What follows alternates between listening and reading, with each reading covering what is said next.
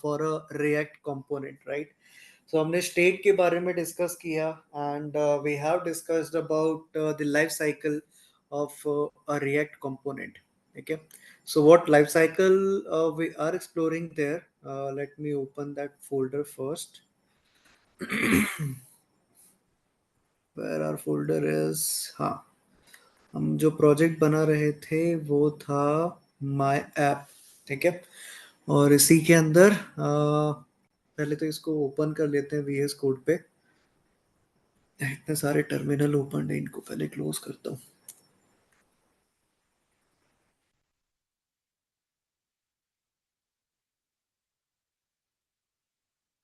एक एक तो ये चाहिए हमको.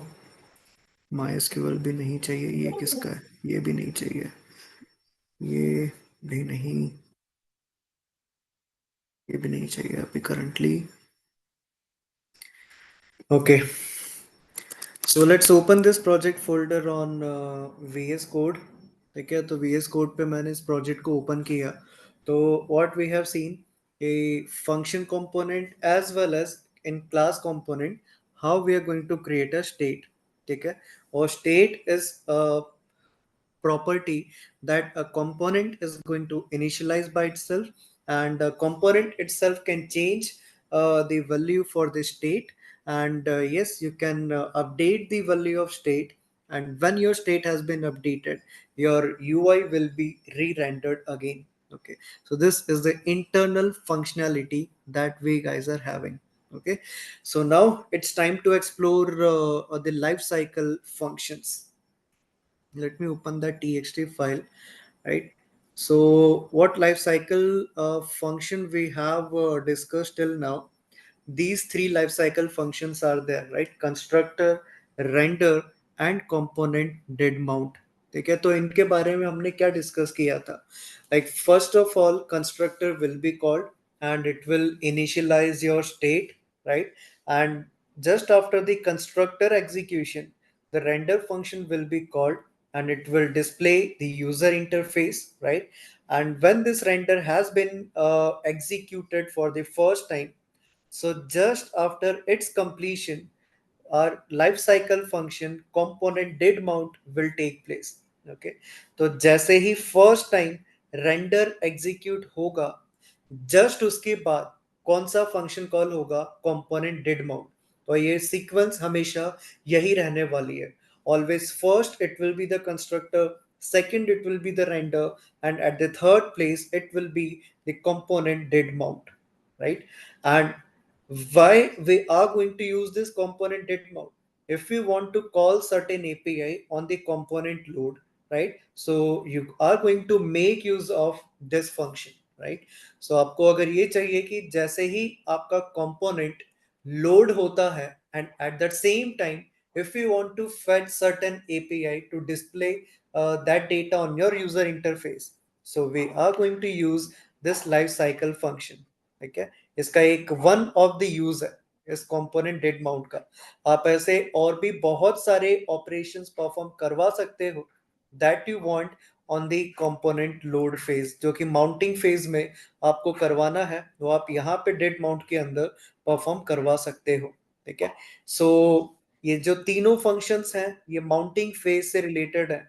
कंपोनेंट डिड माउंट भी आपका कंपोनेंट जब फर्स्ट टाइम माउंट होगा तब कॉल होगा, और अगर इसके बाद कोई स्टेट अपडेट होता है तो फिर रेंडर चलता है, तो फिर उसके बाद ये कॉल नहीं होगा, right? So this component did mount will be executed only and only, right, only and only when you are having your first render called. Okay, then in that case only this function will be called, right? तो अभी एक example इसका देखते हैं, like how we are going to implement this component did mount in a class component. फिर हम लोग ये भी देखेंगे कि how we are going to implement this in function component. ठीक है, so now let's add this component did mount. तो एक function sorry class component create करते हैं. Inside this src folder, I'm going to create a component, for example user data.js. ठीक है, so what I will do here, मेरे पास जो एक user का डेटा फेच करने के लिए एपीआई है from this Jason place holder. Okay, so I will call this API. ये हमने याद करो पहले एजेक्स के टाइम पे भी इसको डिस्कस किया था, right? So we have a sender request on to this particular API. तो let me copy this entire URL और देखते हैं फिर इस पे रिक्वेस्ट हमें कैसे सेंड करना है. First let's create a function, no sorry, a class. So export class and name of class will be user data, and your class is going to extend one component class, and this component class will be imported from this React package. Okay. Now let's have a constructor. I will let you know why we are going to have this constructor. Okay. And एक state यहाँ पे create करते हैं, this dot state. अब हमें यहाँ पे ये चीज चाहिए क्यों, हमें यहाँ पे कंस्ट्रक्टर अभी क्यों चाहिए, देखो. और स्टेट मैं यहाँ पे अभी क्यों क्रिएट कर रहा हूँ, right? We are having our data for the users. तो डेटा किस फंक्शन में आपको मिलेगा? यस, कौन से फंक्शन में डेटा मिलने वाला है? क्या कंस्ट्रक्टर में, रेंडर में, या फिर कंपोनेंट डिड माउंट में? डेटा कहाँ पे पहली बार रिसीव होगा? Constructor constructor constructor constructor constructor मैंने क्या कहा, डेटा पहली बार कहाँ रिसीव होगा? यूजर्स का डेटा कहाँ फेच कर रहे हो? क्या कंस्ट्रक्टर में डेटा फेच कर रहे हैं क्या? रेंडर में नो सर रेंडर रेंडर में तो डिस्प्ले कर रहे हैं, फेच कहाँ पे कर रहे हैं? एपीआई कॉल कमांड कहाँ पे कमांड डेड करेंगे? माउंट में व्हाट अबाउट अदर्स? हम एपीआई कहाँ पे कॉल करेंगे? Yes, component dead mount exactly, inside component did mount. Component इस ठीक है, ये जो हमारा फंक्शन था अभी मैंने आपको बताया कि कंपोनेंट डिड माउंट का हम क्यों यूज करेंगे? एपीआई कॉल करने के लिए. ठीक है, तो जितना भी डेटा आपका होगा वो आपको मिलेगा कंपोनेंट डिड माउंट के अंदर. ठीक है, एंड व्हाट वी वांट कि जैसे ही डेटा आया तो रेंडर अप फंक्शन आपका फिर से चल जाना चाहिए to display the actual data. तो जितना भी डेटा आपको एपीआई के रिस्पॉन्स में मिलेगा, so we will assign that data into which thing? We will assign that data into the state. ठीक है, तो डेटा आप स्टेट में असाइन करोगे.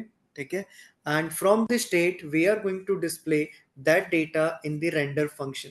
ठीक है, so that's why first this constructor will declare one state, will initialize a state with an empty array, और render पहले उसी empty array का डेटा दिखाएगा, और जैसे ही रेंडर पहली बार कॉल हो जाएगा तो फिर चलेगा डिड माउंट. अब यहाँ पे एपीआई कॉल होगी, you will get the entire data from that API in the response. फिर आप स्टेट में डेटा सेट करोगे, और फिर जैसे ही आपका स्टेट में डेटा सेट होगा तो फिर क्या होगा, रेंडर फिर से चलेगा, and now your render function will display the data. ठीक है, तो ये लाइफ साइकिल फंक्शन आए तीनों समझ में कैसे काम करने वाले हैं? Yes sir So we are going to fetch data for the users. तो एक this dot state के अंदर एक users नाम का की बनाया that will initially hold this empty array, क्योंकि users क्या होगा, एक array ही तो आपको मिलेगा. You can see we are having array of JSON objects as the response. ठीक है, तो हमें response में JSON objects का array मिल रहा है. तो that's why I have created this users key as an empty array, right? तो इस कंपोनेंट के अंदर हमारे पास एक स्टेट है यूजर्स के डेटा को होल्ड करने के लिए. Now we are having this render function. So now this render function will return HTML data. तो let's create a division, and in this division first I will place one h1 element that will display like list of users. Okay, now let's try to display that entire data in a table format. ठीक है, तो हम एक table के format में उस पूरे data को डिस्प्ले करेंगे. सो इसमें स्टैटिकली क्या बन सकता है, टेबल टैग आपका बनेगा स्टैटिकली. ओके, टेबल के बॉर्डर्स हमें यहाँ पे स्पेसिफाई करना है. So table border will be like 1, okay, and we can give a cell padding.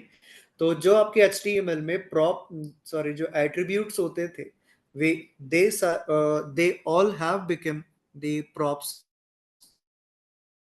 as of now. ठीक है, तो वो रिएक्ट में वो सारे के सारे क्या बन चुके हैं, Props. वो आप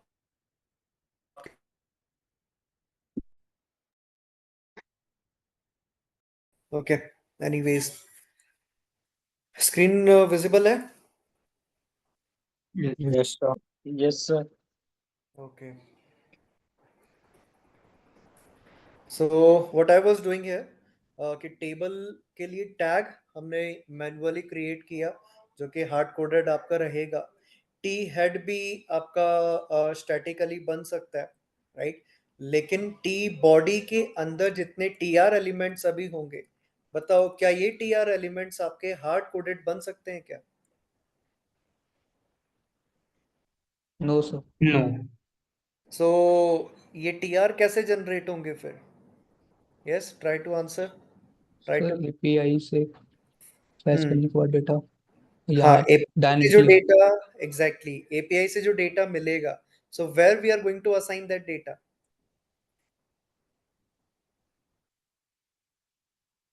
yes, come on. State sir yes, in a state. तो कौन से स्टेट में हम असाइन कर रहे हैं, उस की का नाम क्या है? Users users, exactly. तो एपीआई से जो डेटा मिलेगा, we are going to assign that data into the users key of the state. ठीक है. अब अगर स्टेट में डेटा असाइन हो चुका है तो we are going to perform iterations on to this users array. ठीक है.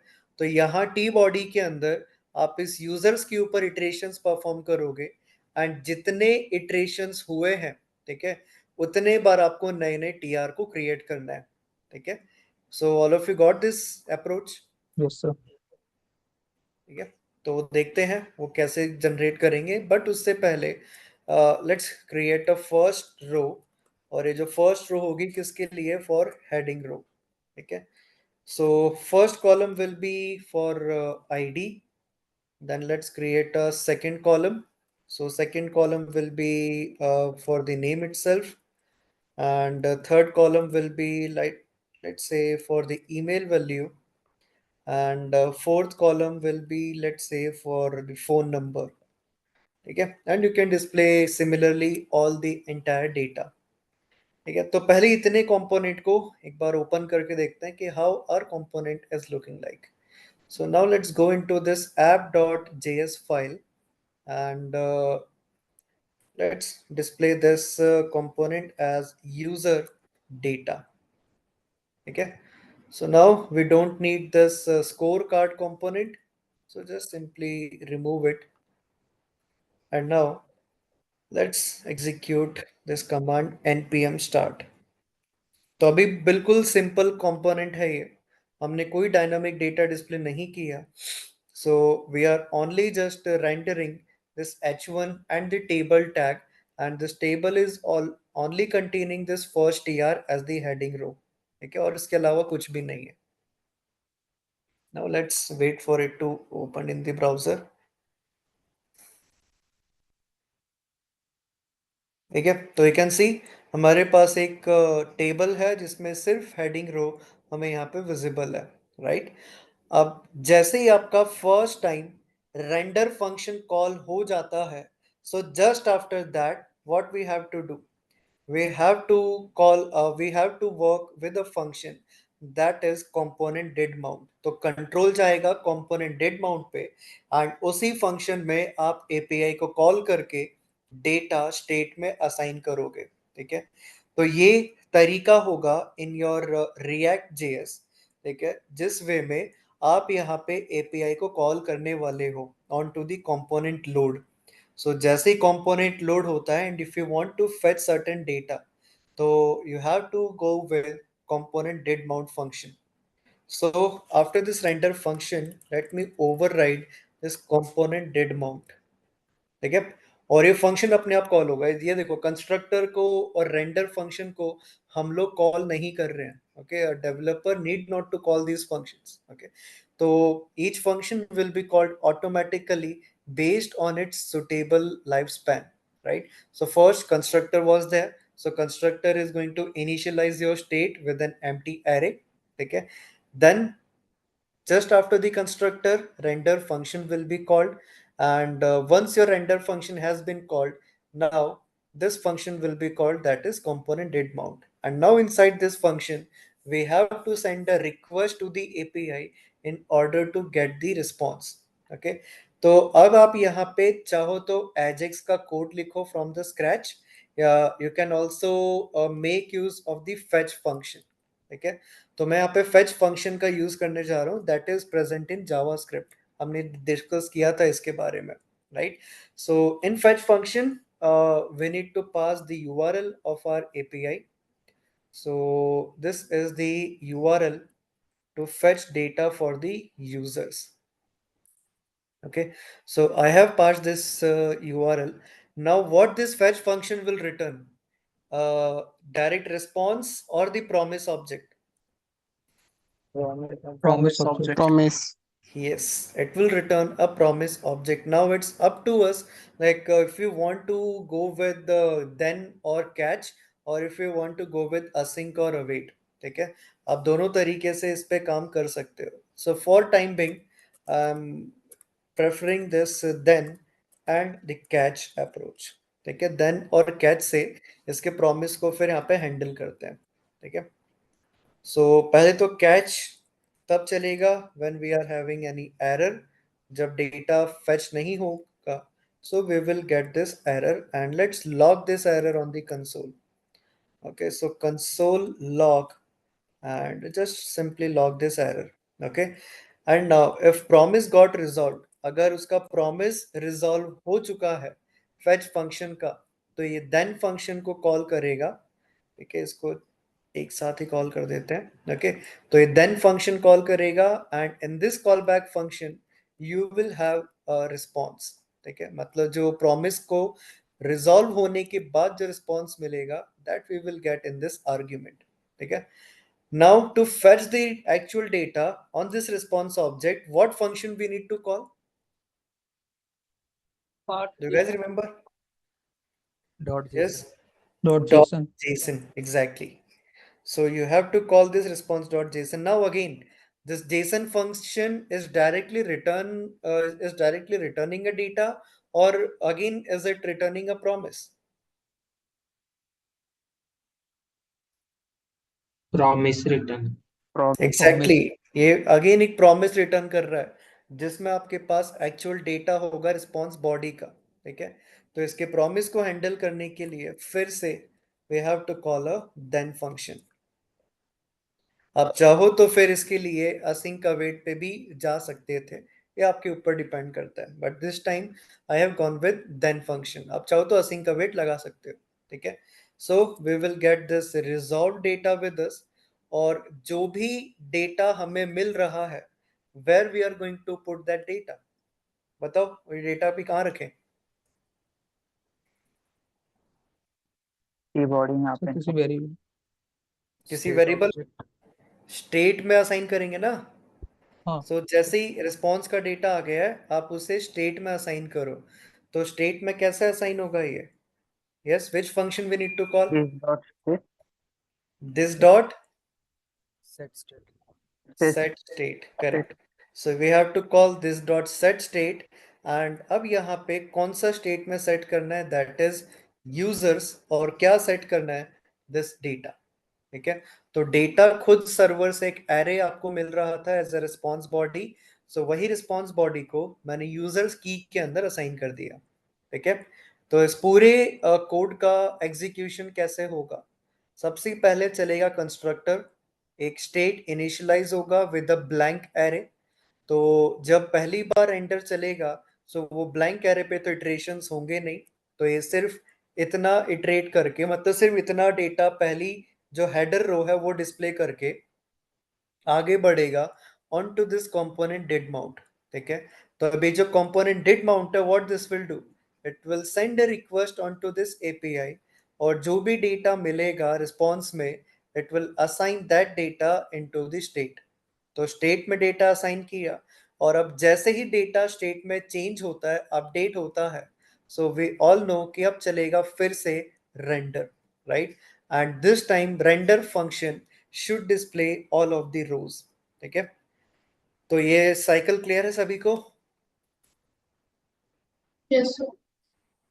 Okay, so now the most challenging task is, अब ये डेटा कैसे सर रेंडर करवाना है। हाँ सर वो कंस्ट्रक्टर के अंदर जो लिखा है सर, तो थोड़ा समझा दीजिए वापिस।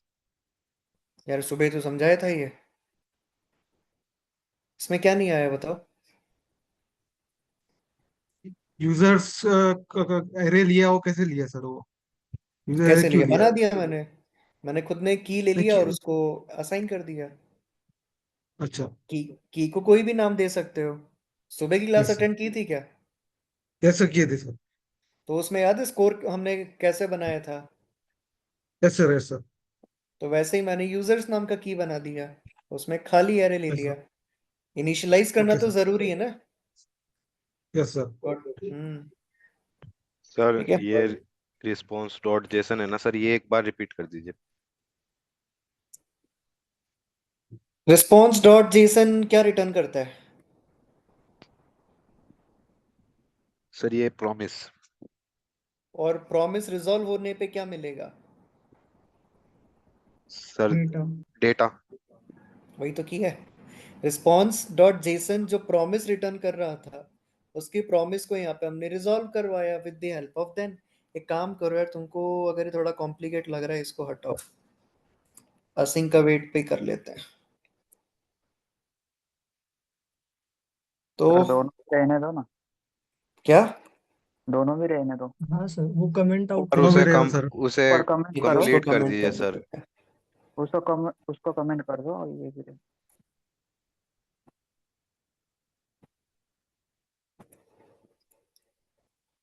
ठीक है, जिसको समझ आ गया वो ठीक है, जिनको नहीं समझ आया वो यहाँ पे देख लो, console dot log and error. ठीक है, सो प्रॉमिस में अगर रिजेक्शन होगा तो कैच चलेगा, और एक कंसोल पे वो एरर को लॉग कर देगा। And let's now call this fetch function, and let's mention the URL. तो ये हमारी एपीआई का यूआरएल है, एंड अब फेच फंक्शन प्रॉमिस रिटर्न कर रहा है। तो इसके प्रॉमिस को रिजॉल्व करने के लिए क्या सिर्फ इतना इनफ है अगर मैं response is equal to fetch लिख दूं? बताओ, अब रिस्पॉन्स में क्या असाइन होगा? रिस्पॉन्स ऑब्जेक्ट या promise object? Promise object. Form subject. Yes, but what we want कि प्रॉमिस हमारा रिजॉल्व हो जाए। For that purpose I have await return await keyword. ठीक है, तो प्रॉमिस रिजॉल्व होगा, और जो भी प्रॉमिस रिजॉल्व होने के बाद मिलता है वो यहाँ पर रिटर्न होगा। तो अब रिटर्न क्या होगा आपका? रिस्पॉन्स रिटर्न होगा। बट अगर आपने अवेट लगाया है तो फंक्शन के सिग्नेचर पे we must yes right sir. Keyword. ठीक है, so now we will get this response object। अब response object मिला, अब इसी response object से what we will fetch the JSON data from the response body। ठीक है, तो ये JSON फंक्शन को कॉल किया। अभी JSON फंक्शन क्या रिटर्न में देगा? डायरेक्टली डेटा देगा या प्रॉमिस देगा? Yes, promise. तो क्या करोगे? प्रॉमिस। वेट। यस, फिर से अवेट कीवर्ड लगाओ so that it's promise can be handled, और उसको एक वेरिएबल में असाइन कर लो फॉर डेटा में। ठीक है, तो दो स्टेप में हुआ। पहले फेच फंक्शन कॉल हुआ, रिस्पॉन्स हमें मिला प्रॉमिस को रिजॉल्व करके। फिर प्रॉमिस को जब रिजॉल्व कर लिया तो उस रिस्पॉन्स में से हमने डेटा निकाला यूजिंग दिस जेसन फंक्शन। ठीक है, और जो भी रिजॉल्व डेटा था वो हमारे इस वेरिएबल में असाइन हो गया। तो ये जितना भी आपको एरे ऑफ जेसन ऑब्जेक्ट जो मिल रहा है, राइट, ये जो पूरा एरे ऑफ जेसन ऑब्जेक्ट है, कहाँ पे असाइन होगा? ये डेटा नाम के वेरिएबल में। ठीक है, एंड अब अपने स्टेट को ये डेटा दे दो। So this dot set state, and कौन सा स्टेट हमें सेट करना है? यूजर्स, और उसमें क्या असाइन करना है? ये डेटा। ये समझ में आया क्या किया है 3 लाइन को ऑफ कोड में? Yes, sir. सर हम इसमें Yes, पार्ट जेसन नहीं करेंगे क्या? नहीं, फंक्शन का नाम पढ़ो क्या है। Dot JSON. तो क्या एक्सपेक्टेशन होनी चाहिए, क्या ये जेसन रिटर्न करेगा डायरेक्टली या स्ट्रिंग रिटर्न करेगा? जेसन नहीं सर, मगर JSON। वहां से अपना एपीआई से तो डेटा टेक्स्ट में आ रहा है ना। वो एजेक्स में आता था, फिर हम मैन्युअली पार्स करते थे। ये फेच फंक्शन है, इसमें डायरेक्टली आपको जेसन मिलेगा ये जेसन फंक्शन के थ्रू। ये इंटरनली वो खुद काम कर ही रहा है, आपको सिर्फ इसको कॉल करना है, आपको डायरेक्ट जेसन देगा। Okay sir, okay. अगर आप एजेक्स का यूज करते तो वहां पे स्ट्रिंग मिलता, फिर स्ट्रिंग को पार्स करते, लेकिन ये काम ये खुद कर चुका है, आपको सिर्फ जेसन फंक्शन को ही कॉल करना है। ठीक है, ओके। तो अब जरा ईमानदारी से बताओ, ये जो 3 फंक्शंस हैं ये कैसे कॉल हो रहे हैं, इनका क्या सीक्वेंस है, क्लियर है सबको? Yes sir. Yes sir. Yes sir. ठीक है, तो अब जरा मुझे ये बताना कि हमारे पास रेंडर फंक्शन तो है, लेकिन अब ये बताओ इस पूरे प्रोग्राम में रेंडर कितनी बार कॉल होगा?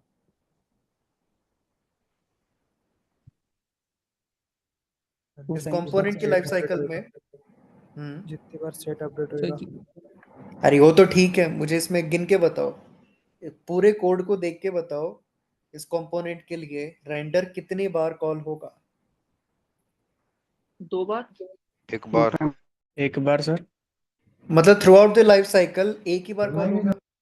2 बार। 2 बार। सर। Sir 2 times. हाँ, 2 बार कॉल होगा। 2 बार क्यों? एक स्टेट एक चेंज करने के इनिशियल लिए। रेंडर फिर एक पहले एपीआई कॉल के इनिशियल में बाद। आएगा। एग्जैक्टली API एक के बार बाद। तो पहली बार तो वो रेंडर होगा ही, राइट? पहली बार जब कंस्ट्रक्टर चलेगा उसके बाद ही रेंडर कॉल होगा। और फिर सेकेंड टाइम का क्या हिसाब है?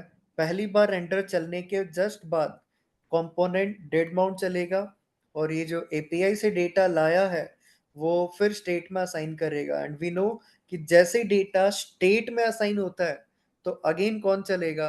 ये Render। Render function. ठीक है, तो अब अगर आपको ये पता है कि रेंडर 2 बार चल रहा है, तो मुझे बताओ कौन से रेंडर के कॉल में डेटा दिखेगा, इन द फर्स्ट रेंडर और in the second render? Second. Second and second render sir. Exactly, second render sir. Second render actual data display करेगा। ठीक है, इतना क्लियर है सबको? Yes yes sir. Sir. Yes. Yes sir. Yes sir. ठीक है, अब बात ये आती है कि how we are going to display that users data into this T body, right? तो टी बॉडी में यहाँ पे आपको यूजर स्टेट के ऊपर इटरेशंस परफॉर्म करते जाना है। ठीक है, और जितने नंबर ऑफ यूजर्स आपको मिल रहे हैं, you have to create a new tr element for a new user. Okay, so we just need to perform iterations onto the users array that is stored in the state. तो बताओ वो काम कैसे होगा फिर? We can make use of either for each, और we can make use of a map function also.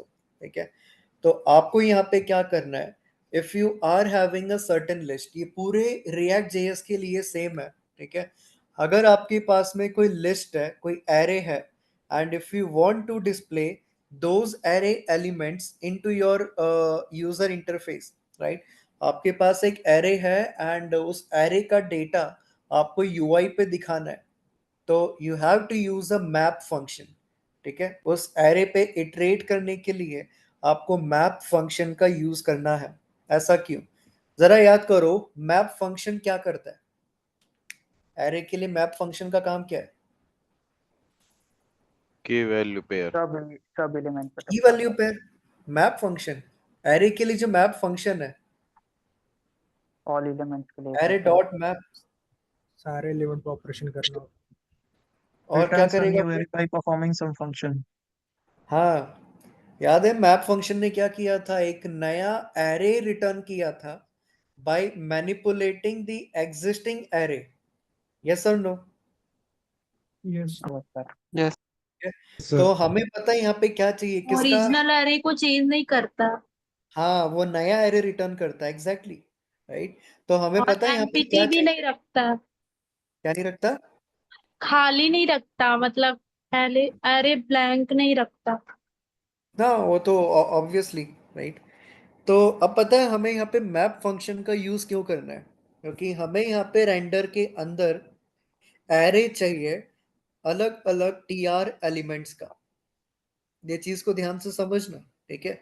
जब भी आपको किसी लिस्ट को या किसी एरे को, अगर एरे के एलिमेंट्स को यूआई पे डिस्प्ले करना है ना, तो रेंडर के अंदर आप यूज करोगे मैप फंक्शन, क्योंकि आपको उससे एक नया एरे रिटर्न में मिलेगा। तो हमें यहाँ पे एरे पता है किस चीज का चाहिए? Array of multiple T R elements, right.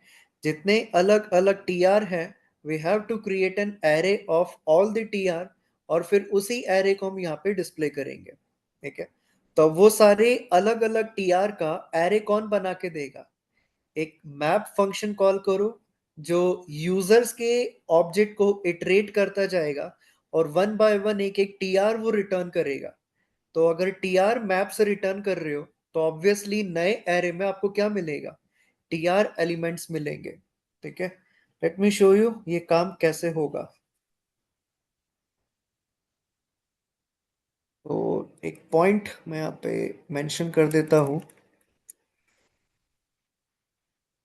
when we have to display elements of an array या फिर कोई list, so we have to iterate over the array using map function, ठीक है। तो ये चीज पहले तो ध्यान रखना, we have to iterate over the array using map function. अब why do we need this map function? Why not for each? So map function will return a new array by modifying or by manipulating the elements of the existing array. तो ये क्या करेगा? Existing array के elements को modify करके एक नया array return करेगा by manipulating the elements of existing array. अब इस बिहेवियर की हमें जरूरत क्यों है? So to display multiple elements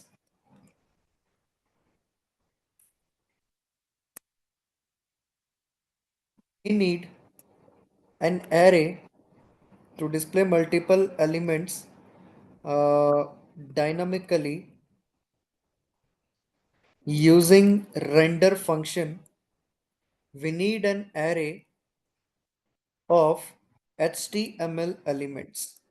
हमें क्या चाहिए यहाँ पे? HTML एलिमेंट्स का एरे चाहिए अगर आप मल्टीपल एलिमेंट्स को डिस्प्ले करना चाहते हो तो, ठीक है। जैसे फॉर एग्जांपल लेट्स से मेरे पास कुछ नंबर्स हैं एरे के अंदर। आई हैव एन एरे, इसमें कुछ एलिमेंट्स है 10 20 30 40 50, ठीक है। And what I want is कि मेरे यूआई पे ये पांचों numbers in H1 tag display हो जाए, मतलब हर एक नंबर के लिए एक H1 टैग ऐसे क्रिएट हो जाए। सो H1 10 को डिस्प्ले करेगा, फिर एक H1 यहाँ पे 20 को डिस्प्ले करेगा, ओके। देन फिर अगला H1 यहाँ पे 30 को डिस्प्ले करेगा।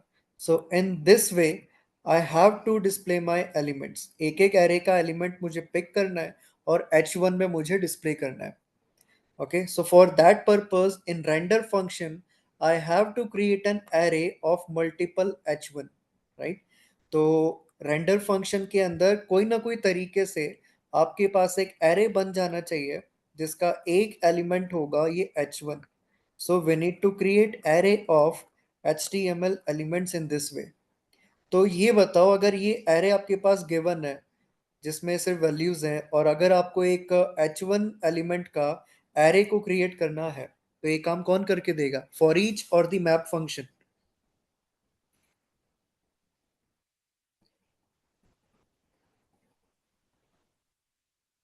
बताओ कौन करेगा? एग्जैक्टली। तो दैट्स द रीजन कि आपको रेंडर फंक्शन के अंदर मैप फंक्शन को कॉल करना है. So by reading your values from the existing array, we need to create array of the HTML elements. तो ये चीज हमेशा ध्यान रखना रेंडर फंक्शन के लिए, right? So if you want to display multiple elements by reading your array or a list, so you have to iterate over that entire array और एक नया array रिटर्न करवाओगे that will be consisting the HTML elements. जो भी आपको HTML element को display करना है, आप उस HTML एलिमेंट का array वहां पे डिस्प्ले करोगे. So that's why I have gone with this map function. और ये हर एक एप्लीकेशन में ऐसा ही होता है. इट इज नॉट कि जब आप एंटरप्राइज एप्लीकेशन बनाओगे so we are going to make use of certain different kind of approach. नहीं, ऐसा नहीं है. हर एप्लीकेशन में यही अप्रोच यूज होती है. ठीक है. So how we are going to do this kind of stuff. Let's say अगर आपके एरे का नाम था नंबर्स, ठीक है, जो एग्जिस्टिंग एरे है उसका नाम है numbers. So now inside this render function, ये जो आपका रेंडर फंक्शन है, इस रेंडर फंक्शन से जो आप अपना यूआई रिटर्न करवा रहे हो, रिटर्न, ठीक है, और इस रिटर्न के अंदर then we are having suppose one division. ठीक है. एंड अब इसके अंदर हमें क्या करना है, मल्टीपल h1 एलिमेंट्स हमें चाहिए. तो अब जरा ये बताओ, इटरेशंस करने के लिए JS का कोड लिखना होगा इन बिटवीन और HTML. तो उसके लिए क्या करें, HTML के बीच में JS को इंसर्ट करने के लिए curly brackets. curly bracket. curly brackets open करो. ठीक है.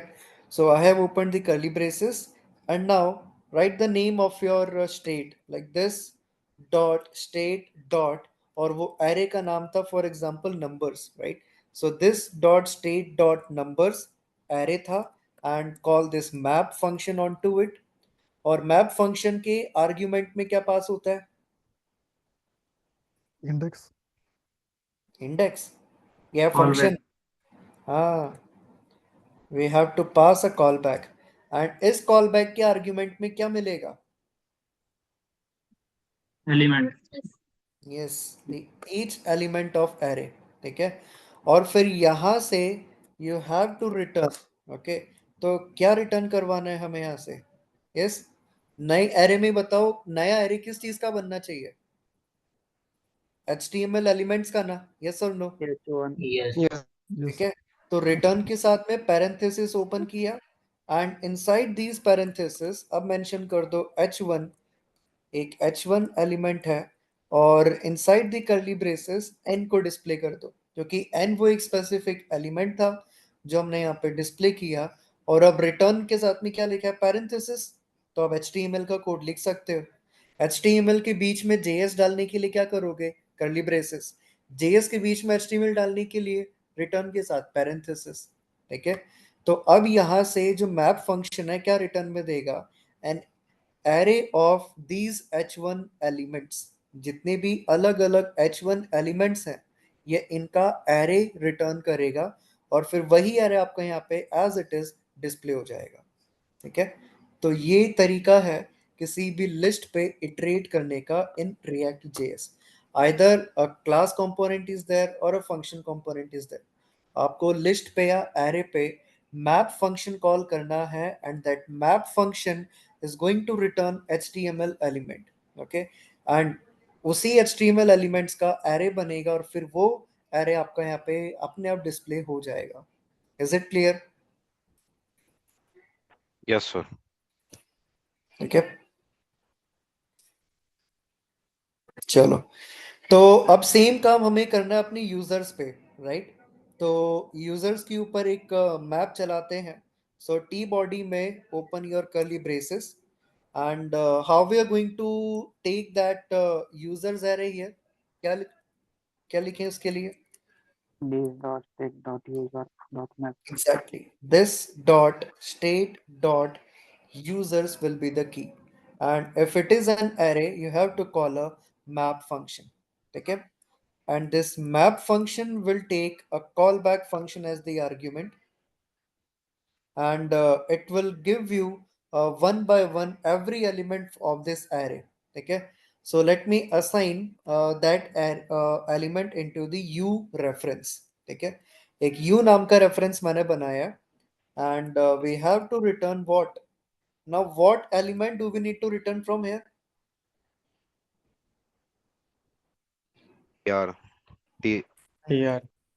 Exactly, we need to return tr, and this tr will contain how many tds? 4 td, right? So yes one sir td is there, and this is a second td, third td, and fourth td. Okay, तो एक चीज देख पा रहे हो, यही same काम we have done into plain html and javascript. So वहां पे हमें कितना amount of DOM manipulation खुद से करना पड़ा था. Okay, but you are not required to do that all this stuff here.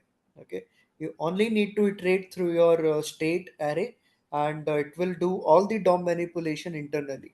Okay, आपको खुद से कुछ भी डील नहीं करना है, right? So the first TD will display the data of the ID, current ID. So how we can display it?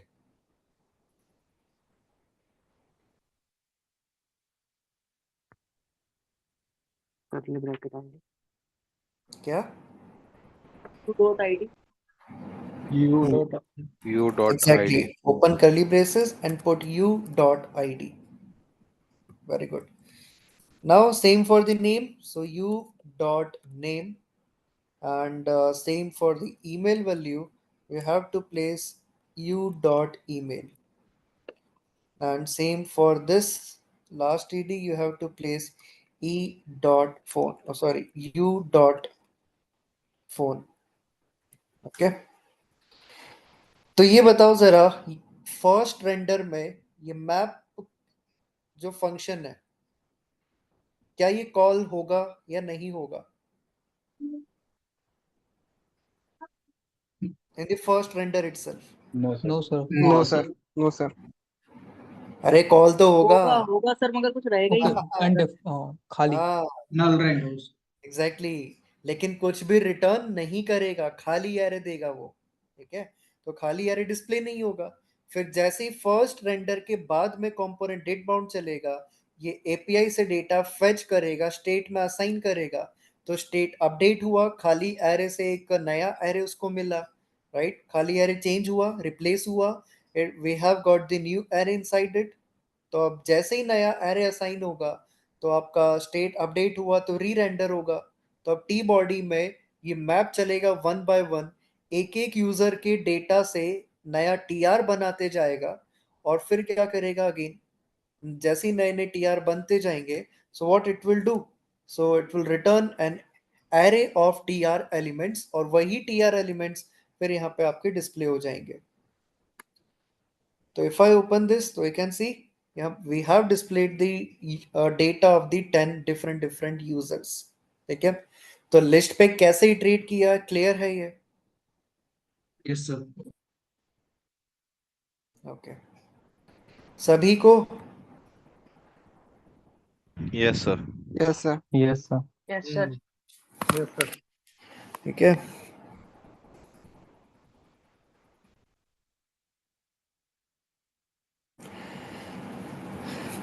चलो, so now we have implemented this component did mount function, जिसका काम क्या, जिसको हमने use किस purpose के लिए किया? To fetch the data from an API, and we have assigned that data into the state. ठीक है, तो किसी भी कंपोनेंट की जब आप बात करोगे, तो वहां पे it is always going to happen कि सेकंड रेंडर में ही that will display the actual data. क्योंकि फर्स्ट रेंडर में कोई डेटा नहीं मिलेगा, so either you can display a loading symbol, और you can display the shimmer effect, and as soon as data is ready from your API, then in that case you can display that data. ठीक है, चलो, तो अब और भी life cycle functions हैं. Let's study a bit of them. So one life cycle function is this component did update. तो देखो, ये जितने भी लाइफ साइकिल फंक्शंस है ना, सबसे ज्यादा यूज होने वाले ये तीन लाइफ साइकिल फंक्शंस हैं: constructor, render, and then component did mount. देखिए, यही तीन ऐसे फंक्शंस हैं जो कि बहुत फ्रीक्वेंटली यूज में आते हैं. Okay, But what about this component did update? नाम पढ़ के क्या समझ में आता है? Any guess? ये कब चलना चाहिए? If we are making any already updation. Existing इसमें कुछ चेंजेस एग्जिस्ट उसमें करेंगे कुछ तो चेंजेस करने होंगे। हाँ, जैसे ही कंपोनेंट अपडेट होगा, मतलब जब स्टेट अपडेट होता है तो रेंडर चलता है। तो अगर रेंडर चला है स्टेट अपडेट होने की रीजन से, तो उस टाइम पे फिर ये चलेगा कंपोनेंट डिड अपडेट। ठीक है, फर्स्ट रेंडर के बाद में चलता है डिड माउंट, और स्टेट अपडेट होने के बाद जो रेंडर चला है उसके बाद चलता है component did update. Okay, so when this function will be called, when component has been updated।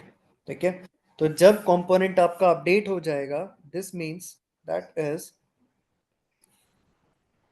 After the render execution when state has been updated. ठीक है, तो जब स्टेट अपडेट होने की वजह से जो रेंडर चला होगा, और फिर उस रेंडर के बाद जो फंक्शन कॉल होगा वो है कंपोनेंट डिड अपडेट। ठीक है, सो आप इसको अब किस पर्पस के लिए यूज करने वाले हो? सपोज आपको कुछ मैसेजेस लॉक करने हैं कंसोल पे, like if component is updated और नॉट, या कोई कंपोनेंट अपडेट होने के बाद कोई अगर एपीआई कॉल करना है। Sometimes it is a requirement कि इनिशियल माउंटिंग फेज में एपीआई कॉल नहीं होनी चाहिए, when certain update operation is there तो हमें एपीआई कॉल करना है, तो you can go with this component did update function. ठीक है, टोटली ये सिनेरियो स्पेसिफिक है, ऐसा नहीं कि हमेशा we have to use this component did update. It's not like that. Okay, it is totally depending on your use case or your scenario. If you want it, you can have it. Okay, now another is this component will unmount। It's again very simple function. तो ये भी आपका किस time पे call होगा? जब आपका component unmount होने वाला है। For example, you are switching the link, right? अभी आप होम कंपोनेंट पे हो। Now when you are hitting on the let's say contact link, so your home component will be unmounted। So before unmounting, if you want to perform certain operations, maybe you have called a subscribe event, और कुछ connections open कर रखे हैं, you want to close them all, कुछ subscriptions आपको close करना है, and let's say you want to remove the event listeners, and if you want to let's say close the connections, if you want to free up the resources, तो वो सारा काम आप कहाँ पे करके जाओगे? And this component will unmount function. Okay, so have you heard about finalize method in Java? Yes, sir. Yes Yes, Yes, sir. sir. तो बताओ फाइनलाइज मेथड कब कॉल होता है? So वो गार्बेज कलेक्टर के लिए होता गार्बेज कलेक्टर के पहले। है। हाँ, जब आपका ऑब्जेक्ट गार्बेज कलेक्टर उठाने वाला होगा, जस्ट उससे पहले वो कॉल करेगा फाइनलाइज को, right? So the same thing applies to the C plus plus. Have you studied destructor? Yes, sir. Yes sir. तो उस केस में भी क्या होता है? When your object is coming out of the memory, then before destroying it will call the destructor। So in that same way, when your component is getting unmounted, so before actually unmounting the component it will call this component will unmount। और जो काम आपने finalize में किया था, destructor में किया था, you have to do that same stuff inside this component will unmount। For example, if you want to free up certain resources, if you want to cancel any requests, or if you want to remove any event listener जो कि current component के लिए subscribe आपने कर रखा था, तो अभी दूसरे कंपोनेंट में तो नया बनेगा, तो करंट वाले के लिए तो खाली करके जाओ। For making your application as memory efficient, so जितने भी रिसोर्सेज को फ्री अप करने का काम है या रिसोर्सेज को क्लीन अप करने का काम है, वो सारा काम कहाँ पे होगा? Inside this component will unmount function। Okay, so component when component will be unmounted, so before actually unmounting it, this function will be called. Okay, and we can perform any cleanup code and cleanup operation, or for example we can cancel the request. अगर कुछ request wait कर रही थी response आने का, अब अगर component ही unmount कर दिया है तो क्या मतलब है फिर वेट करवाने का, right? So you can cancel the request, और you can remove the event listeners. Remove event listeners, अगर कुछ ऐड कर रखे थे आपने तो इन इवेंट लिसनर्स को रिमूव करवा दो। ठीक है, we can do this thing, right? We can remove the event listeners, cancel the request, और we can free up the resources. ठीक है, if you have occupied certain resources तो आप उनको फ्री अप करने का कोड इसमें लिख सकते हो। ठीक है, so this is your component will unbound. So this way में we have just overridden this component did mount function. So in that same way, you need to override component did update, and as well as this component will unmount. Okay, so here one more function arrives, that is component did catch. क्या समझ में आता है नाम पढ़ के?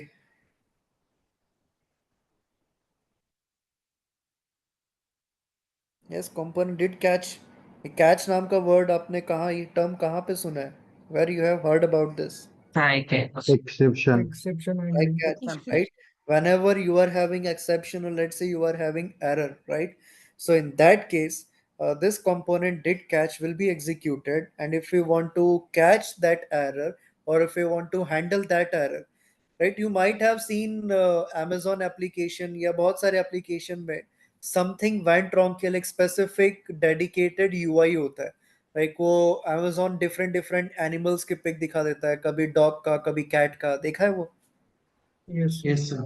Yes, sir. तो वो कौन हैंडल कर रहा है? Component did catch. जैसे ही प्रोजेक्ट में एरर अकर होगा तो ये कॉल होगा कंपोनेंट डिड कैच। ये कंटिन्यूअसली सुनता रहेगा, देखता रहेगा क्या एरर आया, क्या एरर आया क्या, एंड जैसे ही एरर आएगा ये आपका फंक्शन चलेगा और ये फिर एक फॉल बैक यूआई को डिस्प्ले करेगा। ऑल्दो हम इसका आगे प्रैक्टिकल एक इम्प्लीमेंटेशन देखने वाले हैं with the help of error boundary. ठीक है, ये एक अकेला यूज नहीं होता, इसके साथ एरर बाउंड्री का भी यूज किया जाता है। We will see that later on, but as of now इसका यूज क्या है? टू कैच और to listen for any error event. if there is certain error then it will display a fallback UI. Okay, तो एक continuously listen करता रहेगा for any error in your component. Okay, so it will be called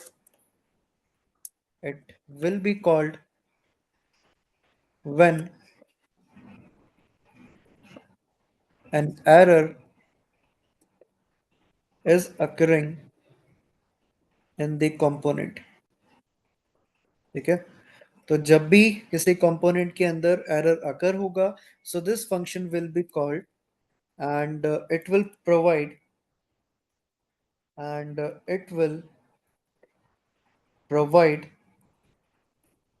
fall back UI. Fall back UI मतलब एक alternate UI provide करेगा। इधर आप error को डिस्प्ले कर दो या समथिंग वेंट रॉन्ग दिखा दो, कुछ इमेजेस आप डिस्प्ले कर दो, फॉर एग्जांपल ओप्स वगैरह, ऐसे कुछ इमेज आप वहाँ पे फॉल बैक यूआई पे डिस्प्ले करवा सकते हो। ठीक है, using this component did catch function. और आप एरर रिपोर्टिंग कर सकते हो, राइट? आपको कुछ एपीआई कॉल करना है at the time of error, आप अपने एरर कहीं ना कहीं पे स्टोर करवा रहे हो फॉर द एनालिसिस पर्पस कि during the entire application execution कौन कौन से एरर अकर हुए थे। Sometimes we want to log all the errors, right? तो उस एरर को सर्वर पे भेजने के लिए we can use this component did catch, okay, so that we can perform an analysis, right? What kind of error we have faced during that entire application life cycle. Okay, तो ये इसका purpose है।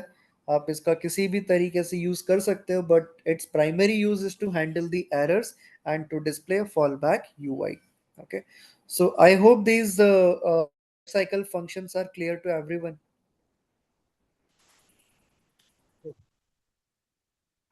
Yes, Yes, sir. sir. Yes, sir.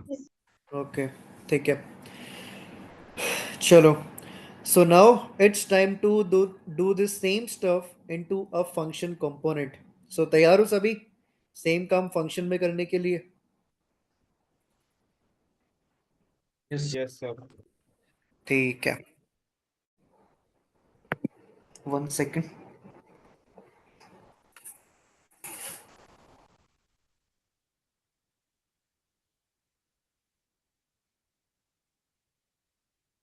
Okay, तो अब जरा आप ही सोचो, अगर मैं आपसे ये कह रहा हूं कि ये जितने भी फीचर्स हैं, these features are only exclusive to class component, right?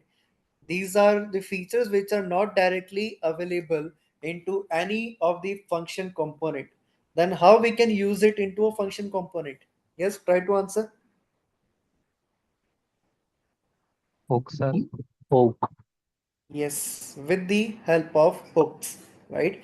So in order to implement a life cycle function, okay, in order to implement a life cycle function into a function component, so we are getting one hook, ठीक है? तो सारे life cycles के लिए आपको एक ही single hook मिलेगा, and you have to perform certain variations inside that, and you will get each and every life cycle function with you in a function component, right? So first let me put a point.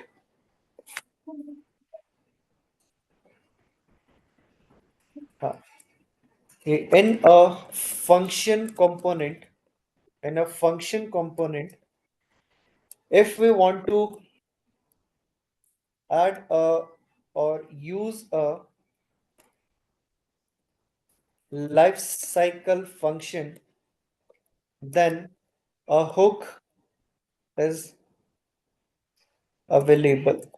Okay, तो एक hook available है हमारे पास, और वो hook कौन सा है?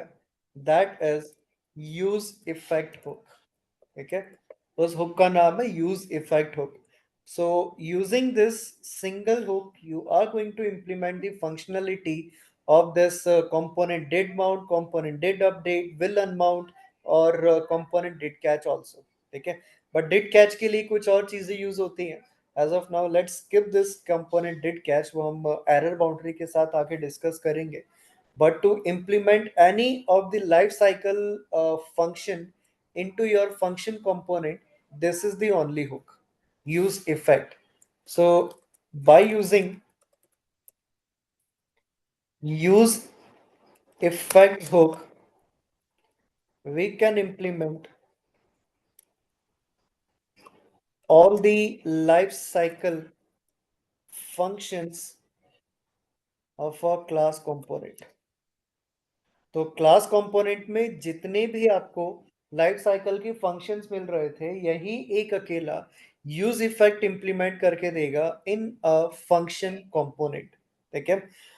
So what are all the variations that we can do here, right? तो देखो, सबसे पहला how we can map it with the component did mount. तो कंपोनेंट डिड माउंट मतलब क्या? When your UI has been rendered initially and you want to execute a certain function to call your API, so what we will do, we will add the functionality of component did mount with the help of use effect. So how we are going to call this use effect? So use effect अगर hook है तो मतलब क्या है? Function है, right? So first you have to call this, इस use effect को call करो, and this use effect is going to take 2 arguments. इसमें आपको 2 arguments यहाँ पे पास करना है. कौन कौन से arguments? पहला argument होगा एक call back function, ठीक है? And the second argument will be the dependency array. Okay, so you have to pass these 2 arguments, right? First one will be the callback function and second will be your dependency array. तो इन्हीं 2 arguments में कुछ ना कुछ variations करके आपको either component did mount को implement करना है, या did update को, या component will unmount को, ठीक है? तो इन्हीं दोनों चीजों में कुछ ना कुछ variations होंगे, and you are going to end up either getting this component did mount, either that component did update, or component will unmount function, ठीक है? तो component did mount के लिए हमें क्या variation use करना है? Let me put this first. देखिए ये इसका सिंटैक्स है। एक डिपेंडेंसी एरे बताऊंगा क्या है ये, ठीक है। Now let's first implement component did mount. Did mount मतलब कब चलेगा? Just after the first render. So you have to call this use effect and इसके अंदर एक कॉल बैक पास करोगे, ठीक है। और डिपेंडेंसी का जो एरे था उसे खाली पास करोगे, उसमें कोई भी एलिमेंट आप पास नहीं करने वाले। तो when your use effect is having an empty dependency array, so it will give you the functionality of component did mount। ठीक है, ये इसके इक्विवेलेंट है, ठीक है। तो ये क्या करेगा, इस पर्टिकुलर कॉलबैक को इनिशियल रेंडर के बाद में ही कॉल करेगा। अब बोलोगे फंक्शन कंपोनेंट में तो रेंडर होता ही नहीं, okay, but that function component is going to return your UI for the first time, okay। So whenever your function component will return the UI for the first time, just after that this use effect callback will be called, okay। So this is the syntax for implementing did mount with the help of use effect function, ठीक है। सो अभी के लिए dependency array को side में रखो, बस इतना सा समझो step by step. If you want to have did mount like functionality, so you have to pass this empty array, okay। So using this empty array, it will identify कि yes, this use effect has to be executed only a single time, that is just after the initial render of the component, okay। So let me put a point. By reading the empty array, by reading this empty dependency array,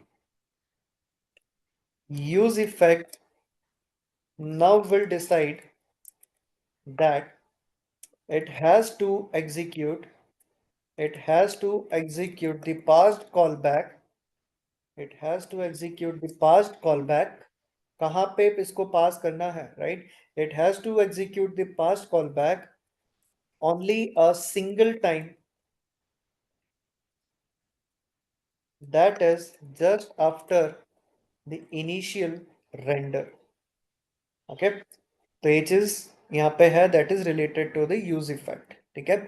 तो अगर आप use effect से did mount वाली functionality चाहते हो, तो you have to pass your dependency array as the blank array, ठीक है। एक खाली एरे आपको पास करना पड़ेगा, and by reading that empty array it is going to decide कि this callback has to be executed only a single time when your component has been rendered initially, okay। So is this syntax clear?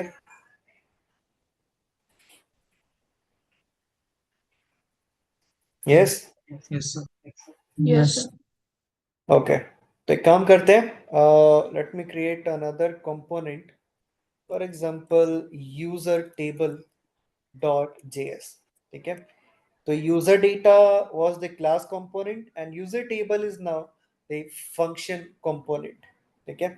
So let's create it as a function component, so export function and name of component will be the user table, okay। And now we have to return our user interface. So this will first create a division, then we are going to have one h1 and it will display like list of users, and then just after it we are going to have a table element with us, and this table will have a few props, like border will be 1 and cell padding will be 10 and cell spacing will be 0. So now let's have that header row that will be created same as it is. Okay, this header row will be the same. Okay, header row यहाँ पे same रहने वाली है, and this t body will get the element dynamically. Okay, again we have to perform certain iterations.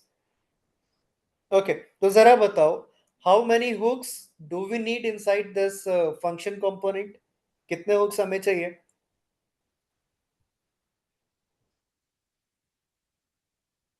एक जरा सोचो, One. एक कौन सा? Which hook? सर एक ही तो बनेगा। यूज स्टेट भी हाँ, एक कौन सा? Use effect. Use effect. ठीक है, यूज इफेक्ट से आप डेटा फेच करोगे, लेकिन असाइन किस में करोगे? सर यूज स्टेट भी तो रहेगा। हाँ, we need use state also. ठीक है, क्योंकि हमें एपीआई का डेटा असाइन किस में करना है? Into the component state. ठीक है, तो हमें अब यहाँ पे दो स्टेट्स चाहिए, मतलब सॉरी दो हमें यहाँ पे हुक चाहिए। One will be your use state and another will be your use effect. आई बात समझ में?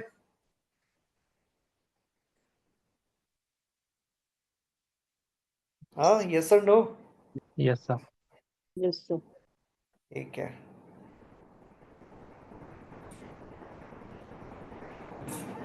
so now let's create those two hooks here. तो एक तो यूज स्टेट हमें चाहिए, that will be imported from again react, and another is this use effect. ठीक है, तो दो hooks हैं हमारे पास में। तो ये जो यूज स्टेट है, ये क्या करेगा? यूजर्स का एक स्टेट को क्रिएट करेगा, and we have to initialise it from the empty array, and let's give it a name and a reference of the function. तो दो यहाँ पे चीजें होंगी, one will be the name of the state and another will B its function, the users and the set users. तो क्या ये line number 5 clear है सबको?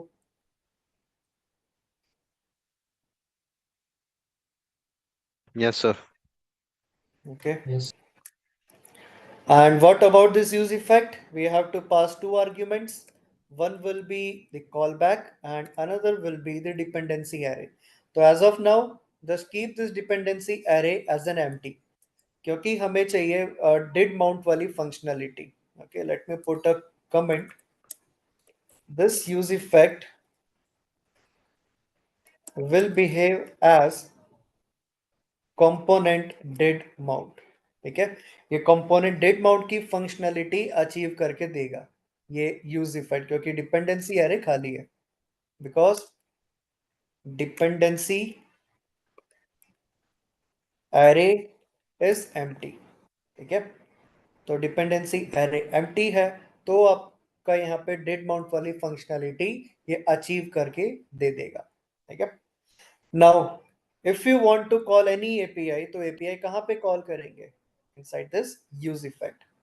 ठीक है, so shall we move on, shall we proceed? Yes sir. ठीक है, तो let's call that fetch function. मैंने फेच फंक्शन को यहाँ पे कॉल किया। Let's mention the URL. तो उससे मैं यहाँ पे कॉपी कर लेता हूँ यूआरएल जो था।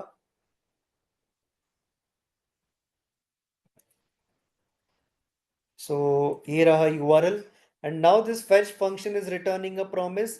अब चॉइस आपकी है, आप यहाँ पे असिंक अवेट का यूज करते हो या फिर देन कैच का यूज करते हो। तो मैंने फिलहाल यहाँ पे देन कैच का यूज कर लिया। आप चाहो तो असिंक अवेट भी लगा सकते हो, इट्स अप टू यू। ठीक है, मैं फिर से असिंक अवेट लगा देता हूँ यहाँ पे। So in case of any error we should log console.log error। ठीक है, और फिर यहाँ पे कॉल करते हैं fetch फंक्शन को, and let's pass our URL. Now it will return a promise. So await keyword लगाया, एंड इसके प्रॉमिस को रिजॉल्व करने के लिए let's assign that return value into this response. ठीक है, अब ये बताओ async कहाँ पे अप्लाई करना है?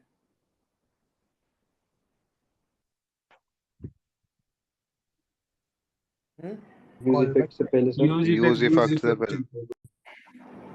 क्या यूज इफेक्ट की पहले इस तरह से? कॉल बैक के अंदर। सर कॉल बैक के पहले। Call back.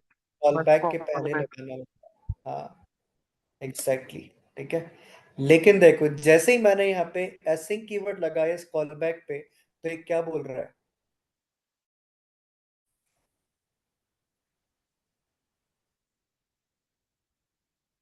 सिर्फ एरर को पढ़ो, क्या बोल रहा है?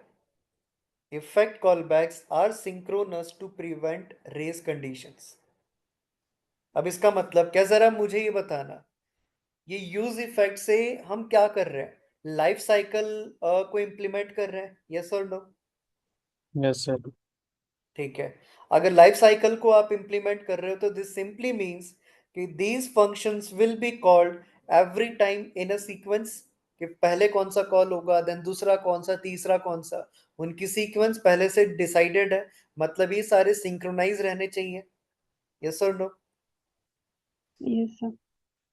तो ब्लॉकिंग नेचर ही प्रोवाइड करेंगे कि जब तक पहला साइकिल कंप्लीट नहीं हो जाता ये दूसरे लाइफ साइकिल मेथड पे नहीं जाएगा, एंड जब तक दूसरा कंप्लीट नहीं होता तीसरे पे नहीं जाएगा।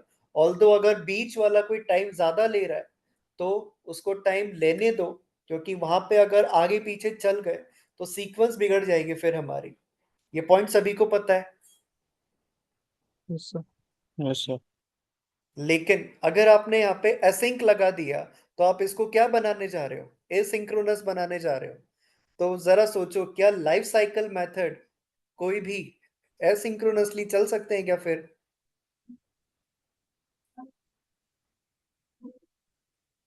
नहीं सर। No no. नहीं चल सकते हैं ना। तो वही इसने एरर यहाँ पे दिया आपको। वो एरर यही कहना चाह रहा है कि इफेक्ट का जो कॉल बैक है ना आपका, asynchronous, right, race conditions को प्रिवेंट करने के लिए। क्योंकि अगर सारे लाइफ साइकिल आगे पीछे चल गए तो वहां तो रेस कंडीशन आएगी कि कौन सा पहले चलेगा कौन सा बाद में चलेगा, because they has to follow certain sequence. तो इसका क्या सॉल्यूशन दिया, ये सॉल्यूशन देखो। यूज इफेक्ट का जो कॉल बैक है ना, ये बोल रहा है उसी के अंदर आपका फंक्शन डिफाइन कर दो और फिर उसी में कॉल कर दो। मतलब सिंपल सा है कि इफेक्ट कॉल बैक पे असिंक कीवर्ड नहीं लगा सकते, right. You just can't place this async keyword to prevent the race conditions, because your effect callback has to follow a certain kind of sequence, a certain kind of synchronization, right?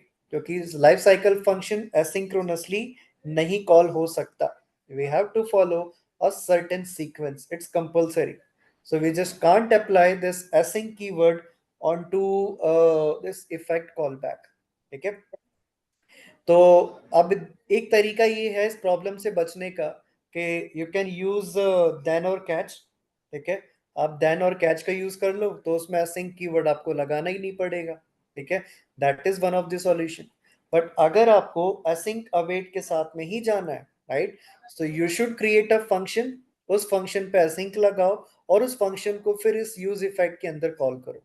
ठीक है, so we always used to follow this approach कि we should define a function separately and place async keyword onto that function and call that specific function inside a use effect. ठीक है, तो directly आप API को use effect में call नहीं करने वाले। ठीक है, so what we will do instead, we will extract this amount of code and let's define a separate function, for example fetch users, okay,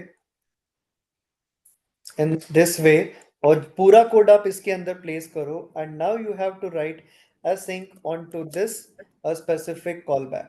ठीक है, इस callback पे मैंने async को यहाँ पे प्लेस किया एंड इस use इफेक्ट में you simply have to call this fetch users function। और अब हम बच गए कि हम यहाँ पे अब async कीवर्ड नहीं लगा रहे।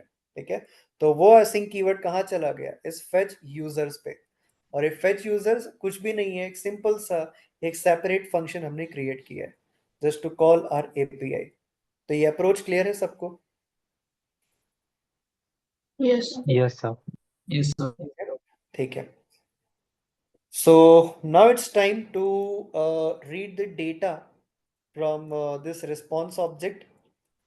तो कैसे रीड करेंगे, using response dot JSON, right. तो ये जो रिस्पॉन्स डॉट जेसन है, let's place one await keyword again क्योंकि ये प्रॉमिस रिटर्न करेगा and let's assign data into it. ठीक है, सो जो रिस्पॉन्स में डेटा मिलेगा वो पूरा हमने कहाँ पे असाइन किया, डेटा नाम के वेरिएबल में। एंड अब आगे का स्टेप क्या होगा, ये डेटा का क्या करना है,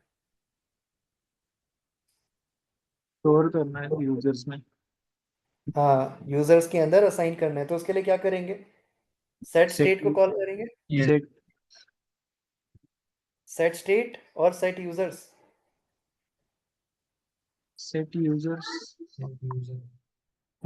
सेट यूजर्स को कॉल करेंगे।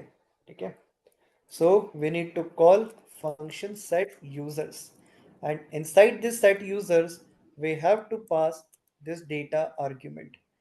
तो ये फंक्शन एपीआई से डेटा फेच करके कहाँ असाइन कर रहा है, इनसाइड योर स्टेट। और अब जैसे ही आपका स्टेट अपडेट होगा, सो ये आपका जो यूआई है फिर से रिटर्न होगा, and now we need to display, we need to iterate over that state. ठीक है, तो इस बार ये बताओ यहाँ पे उस डेटा पे इटरेट करने के लिए क्या सिंटैक्स लिखेंगे? This dot state, no sir, तो डायरेक्ट डायरेक्टली स्टेट। डायरेक्ट हाँ डायरेक्ट। अरे भैया स्टेट नाम की चीज तो यहाँ पे है ही नहीं ना, यूजर्स डायरेक्टली यूजर्स को एक्सेस यूजर पे करोगे, सर है ना? डायरेक्ट यूजर्स पे मैप करेंगे हम। एग्जैक्टली, डायरेक्ट यूजर्स को यहाँ पे लिखो, क्योंकि यूजर्स आपके पास directly as a local variable available है इनसाइड दिस फंक्शन कंपोनेंट। ये समझ में आया ना सबको? Yes sir. Yes sir. ठीक है, तो यूजर्स डॉट मैप, और फिर इसी मैप फंक्शन के अंदर we are going to pass a call back. तो एक कॉल बैक हमने पास किया, and this is going to receive one argument, for example you. ठीक है, और अब फिर क्या करेंगे हम लोग, यहाँ से रिटर्न करवाएंगे अपना एलिमेंट HTML का, sorry, we need parenthesis, and from these parentheses we have to return tr element। अब आगे का कोड तो एग्जैक्टली सेम है जो हमने क्लास कंपोनेंट में डिस्कस किया था, that first we need to display u.id, yeah, then just after it we have to display u.name। let me copy that entire structure,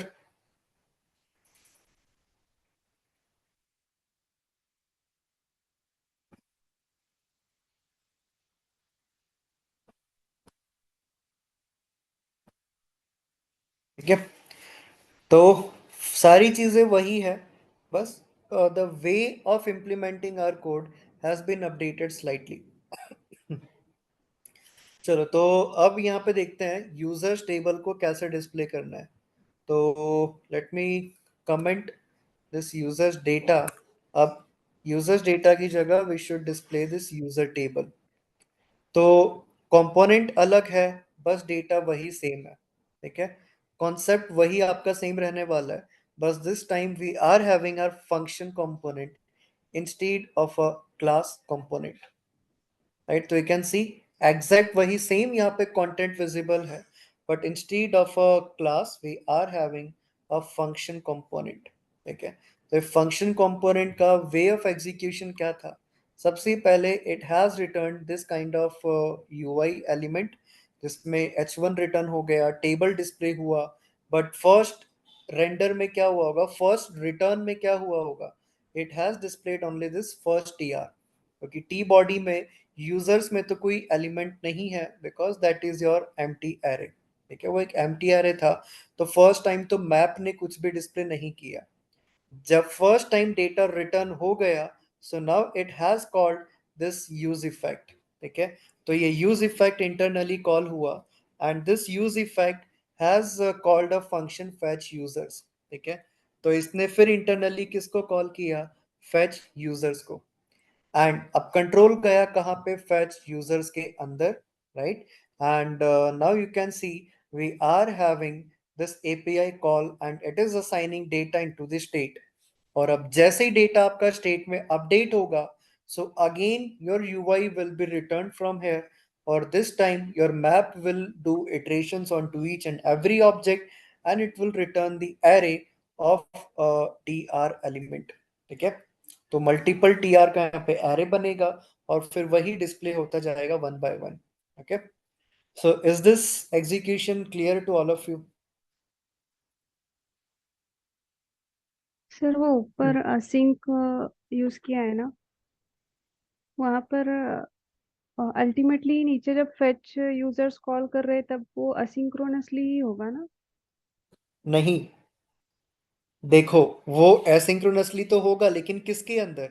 इस इफेक्ट कॉलबैक के अंदर वाले टास्क एसिंक्रोनसली चल सकते हैं, लेकिन ये जो खुद आपका इफेक्ट कॉलबैक है ये एसिंक्रोनसली नहीं चल सकता, इसको सिंक्रोनसली ही चलना पड़ेगा।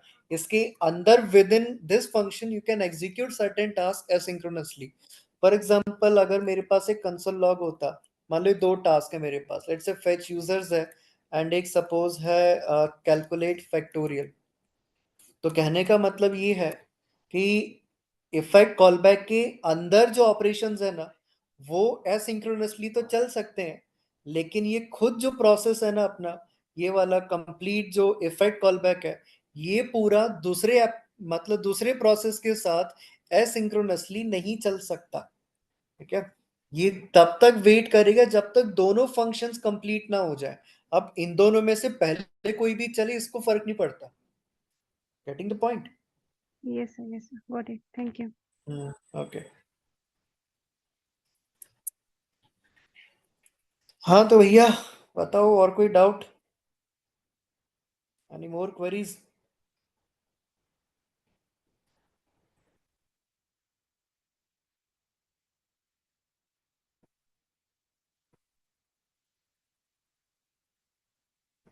सब इतने डरे हुए से क्यों लग रहे हो?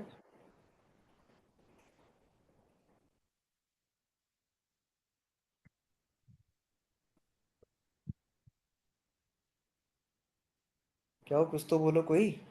सबकी सर बोलती उड़ बंद हो गए। गई क्या? सही सर। तोते उड़ गए सर। होते नहीं, सब उड़ गया सब। और बोलोगे इससे अच्छा तो हम 3 बंदे ही जोड़ लेते। नहीं सर, खड़े रह गए, लेवल निकलेगा सर। सही है सही है।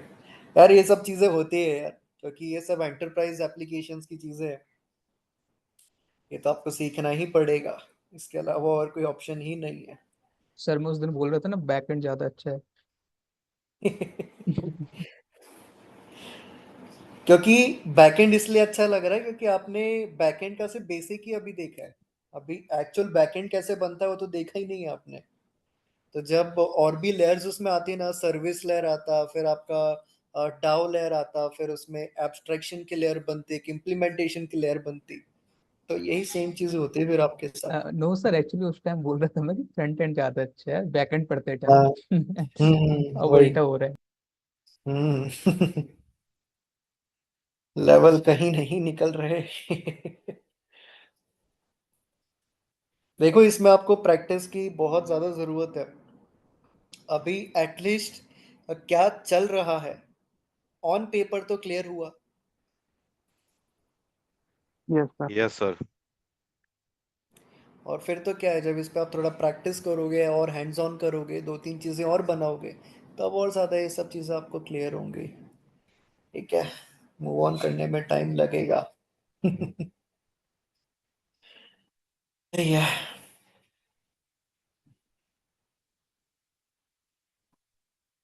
भैया जावा तुमने कोर पढ़ा है या शब तक? अभी एडवांस और स्प्रिंग फ्रेमवर्क वगैरह तो आना बाकी है। कोर में चीजें तो सब कुछ अच्छी लगती हैं, कोर में करना ही क्या होता है, कंसोल पे चलाना है, लूप चला दो, क्लास बना के ऑब्जेक्ट दिखा दो, हो गया जावा कोर।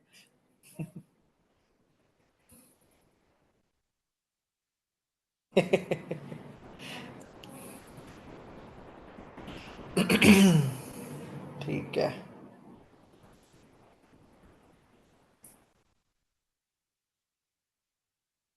ओके, एक दो और एग्जांपल देखें। Yes sir. Yes sir. Yes, sir. Yes sir. ठीक है, चलो इसी जेसन प्लेस होल्डर का एग्जांपल लेते हैं। कोई और एपीआई कंज्यूम करते हैं यहाँ पे।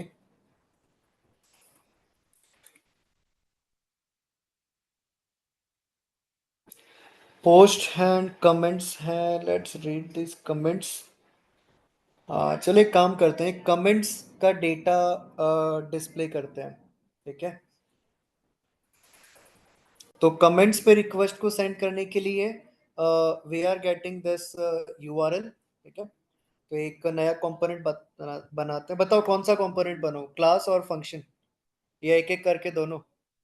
दोनों दोनों ठीक है, दोनों बना लेते हैं।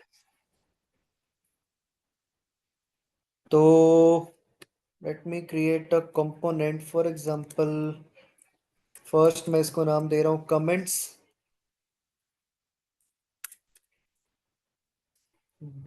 .js। ठीक है, कमेंट्स .js पहले क्लास कंपोनेंट इसको बनाते हैं। So export class and name of component will be comments। ठीक है, और ये extend करेगा extends component। ठीक है, तो उसको हमने ऊपर इंपोर्ट कर दिया। And now let's create a constructor या देन इसके बाद में अब बताओ, do we need a state और नॉट?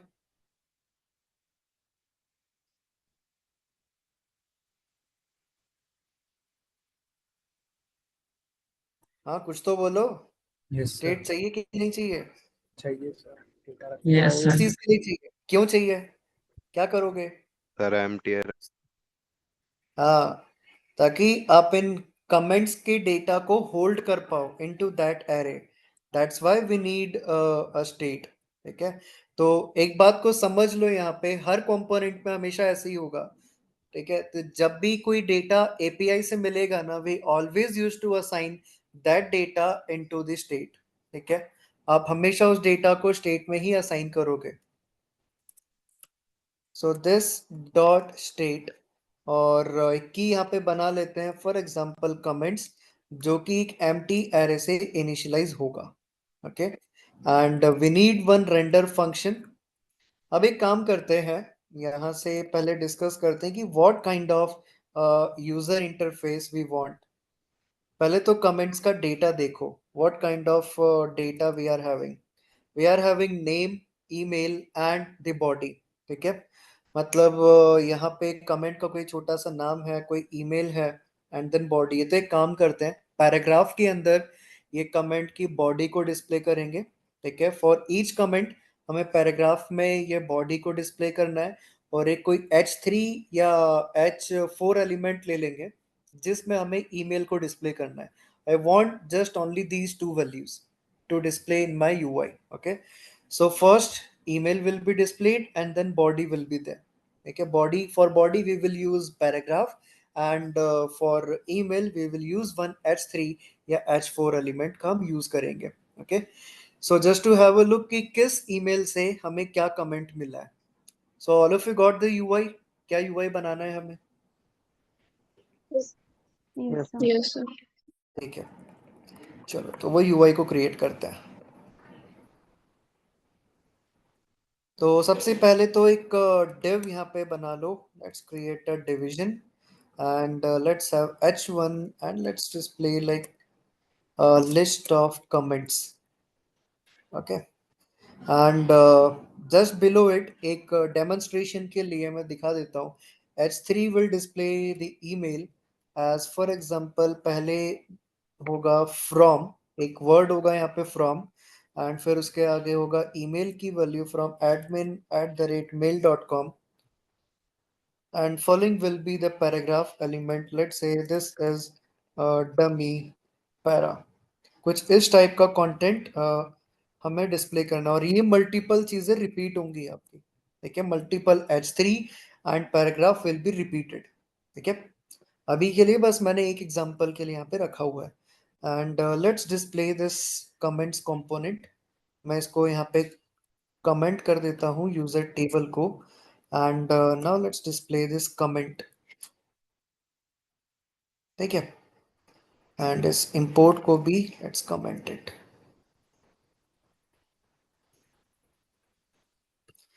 ठीक है, तो इस टाइप का यूआई हमें बनाना है। तो फ्रॉम के अंदर email and this paragraph will carry the body. तो बताओ नेक्स्ट स्टेप क्या होगा हमारा, आप लोग ही बताओ, मैं आपको फॉलो करता हूँ। बताओ क्या करना है।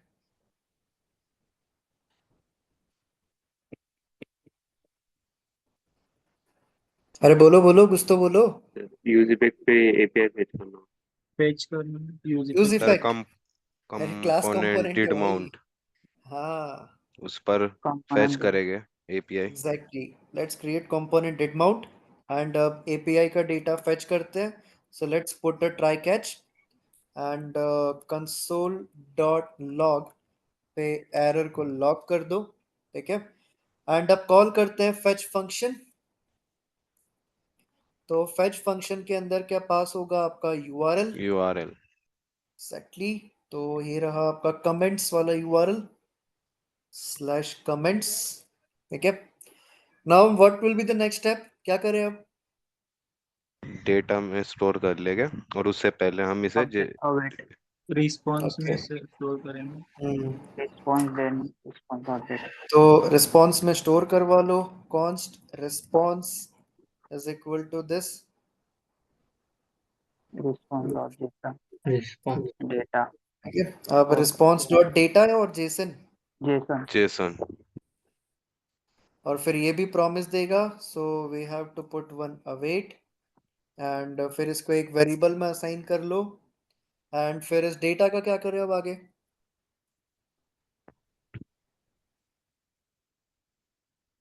बताओ बताओ इस data का क्या करें? सर ऊपर जो सेट स्टेट है सर वहां हाँ, पर जाएगा। comment में exactly. उसमें assign कर दो, ठीक है? तो क्या कॉल करे? सेट कमेंट सेट स्टेट क्या फंक्शन कॉल होगा? Sir this dot set state. बाकी सबको आ रहा है ना समझ में क्या चल रहा है? Yes sir. ठीक है, तो इस डॉट सेट स्टेट एंड इससे कौन से स्टेट में सेट करना है? स्टेट का की क्या है? Comments comments, right? comment so we need to write comments comments और कॉलन उसमें एंड डेटा डेटा। को align कर दो. Correct, very good. अब बताओ what will be a next step then? Sir dot map method use करेंगे rendered में। हाँ, रेंडर में exactly. Now come to this render function and एक curly braces लगाओ, then this dot state dot comments एक array आपको देगा, call this map function onto it and यहाँ पे call call back back pass करो and you will get a element single comment. ठीक है, C नाम दे दो, comment नाम दे दो, कुछ भी नाम दे सकते हो.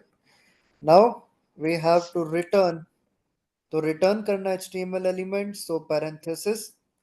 तो एक काम करते हैं, एक डिवीजन मैंने यहाँ पे बनाया, तो इससे मल्टीपल डिविजन्स रिटर्न होंगे and each division will have one h3 element and one paragraph element.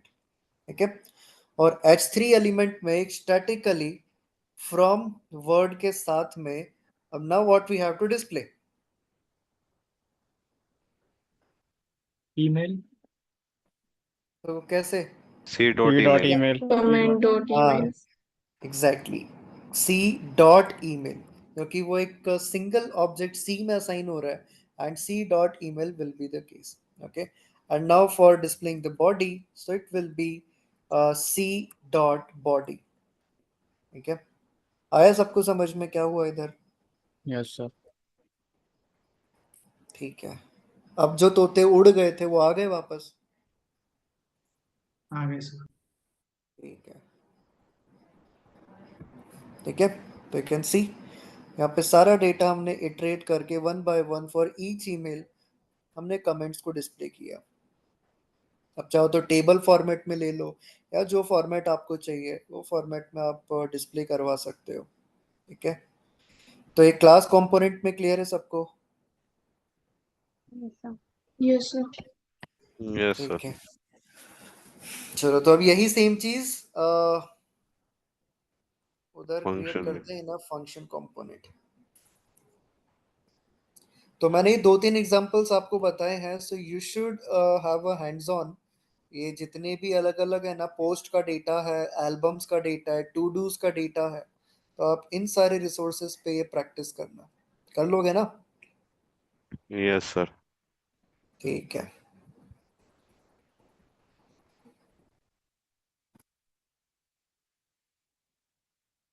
तो मैं आता हूँ, एक नए कंपोनेंट बनाते हैं and let's name that as comments data dot js.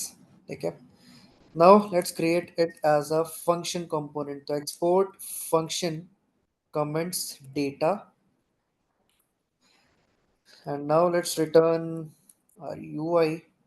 So my UI may first there will be a division that will have one h1 element like list of comments. Okay, and just after it we have to iterate on the array. तो again बताओ अब क्या होगा हमारा next step? Sir एक तो hook आएगा, hook आएगा सर। कौन सा? Use state. Use state, exactly. तो देखो, लॉजिक को फॉलो करो, एल्गोरिदम को फॉलो करो, तो सिंटैक्स तो अपने आप देख देख के इम्प्लीमेंट भी कर लोगे, विद टाइम प्रैक्टिस भी हो जाएगा, याद भी रह जाएगा। बस एल्गोरिदम को फॉलो करो। तो what will be the algorithm?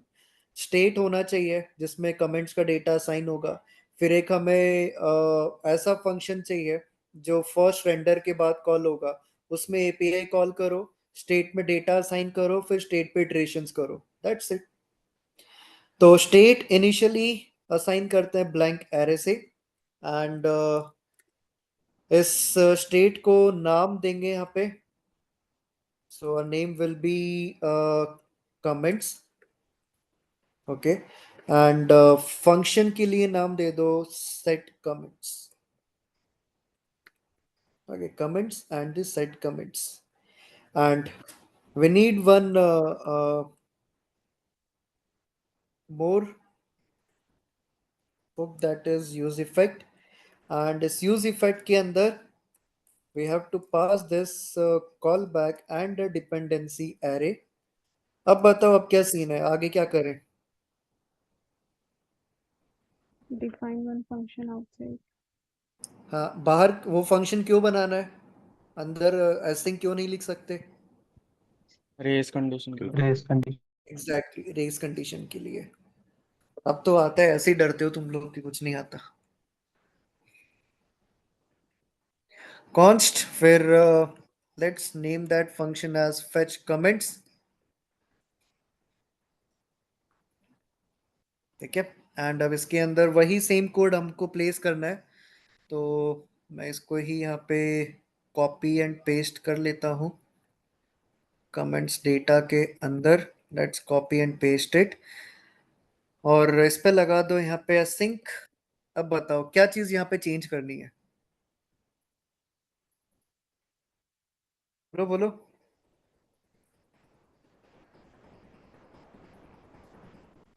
क्या अपडेट करें इसमें? URL यूआरएल चेंज करना है क्या फंक्शन कंपोनेंट के लिए एपीआई का? सर वो No, sir. Use effect No. में सेट कमेंट्स पे स्टोर करना होगा। हाँ सेट कमेंट्स हाँ, exactly, this set dot comments like को यूज करना होगा। क्या लिखेंगे? This dot set comments. No sir, set comments no directly. Sir, set set comment भी चल जाएगा ना। हाँ, सेट कमेंट्स डायरेक्टली कॉल होगा। ठीक है, और इसमें क्या पास करोगे? Data data, sorry. एग्जैक्टली, वो डेटा पास कर दो। ठीक है, वो आपका इस एरे के अंदर असाइन हो जाएगा। एंड नाउ अगला स्टेप क्या? फंक्शन कॉल किसको कहाँ कॉल करना है? पेज कमेंट्स पेज को कमेंट्स inside को इनसाइड एग्जैक्टली। Call back. तो फेच कमेंट्स को इसमें कॉल कर दो। ये भी हो गया। अब अगला मैप करना। मैप सिंपल, अब मैप चला दो। तो मैप चलेगा अब किस पे? This dot state dot comments पे? सिर्फ कमेंट्स पे। हाँ सर कमेंट्स पे। सिर्फ कमेंट्स पे, एग्जैक्टली। तो कमेंट्स डॉट मैप, अब मैप के अंदर जाएगा कॉल बैक एंड फिर एक एरे। अब नाउ इसी कॉल बैक पे वी हैव टू रिटर्न, तो एक div यहाँ पे रिटर्न करते हैं, and this div will carry one h3 element and one paragraph element। ठीक है, तो मल्टीपल डिविजन्स का एरे यहाँ पर रिटर्न होगा, और मैप के अंदर एक एक कमेंट का डेटा यहाँ पे ले लो। फॉर एग्जाम्पल com नाम का रेफरेंस मैंने लिया। Now com dot email, and आप चाहो तो आगे कुछ कांस्टेंट डेटा यहाँ पे रख सकते हो, for example from this email and we are having this particular comment that will be com dot body. ठीक है, ये बन गया आपका फंक्शन कंपोनेंट। ठीक है, और अब app डॉट जेएस के अंदर आके नाउ लेट्स कॉल और let's display that component as comments data। ठीक है, सर वहाँ पे एम्प्टी एरे क्यों पास किया है किधर सर मैथ फंक्शन में मैथ फंक्शन? कहाँ पे? सर लाइन नंबर 13 अरे में। ये गलत हो गया। Second para. हम्म,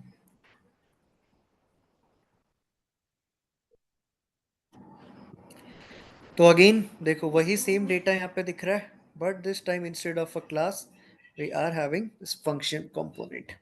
ठीक है, तो अब कुछ चीजें क्लियर हुई। थोड़ी थोड़ी। थोड़ी यस थोड़ी। Sir. Hmm, yes sir. It will take time, but ऐसा नहीं कि इसको 2 साल के लिए छोड़ दिया, बोलोगे सर आपने बोला था समय के साथ आ जाएगा सब कुछ।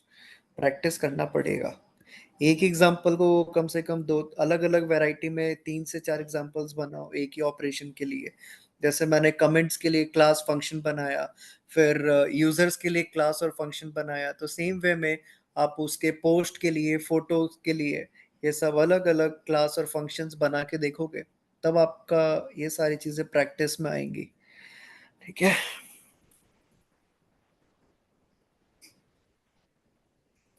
चलो कुछ क्वेरीज है तो यस यू कैन आस्क, बाकी चीजें कल मॉर्निंग में कंटिन्यू करते हैं फिर।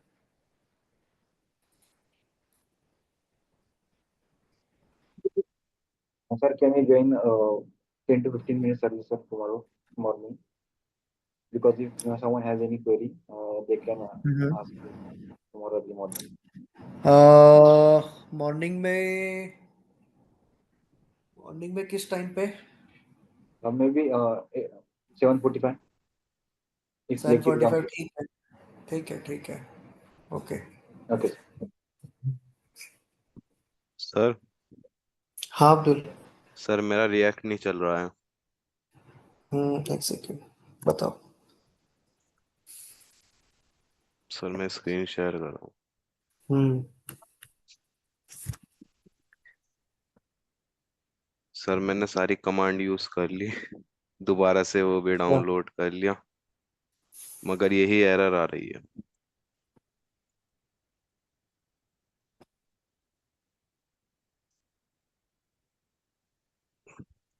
okay, what kind of error we are having? that same npm prefix.js node का वर्जन कौन सा है? 18। लेटेस्ट 18? करवाओ। नहीं नहीं ठीक है, 18 स्टेबल है, उस पे 20 है सर, प्रॉब्लम। अभी अरे अब तो 20 है, 20 फिर है, दोबारा। चलेगा। सर 18 भी 20 कर लिया, अगर 20 भी कर है। लिया, जब भी नहीं हुआ।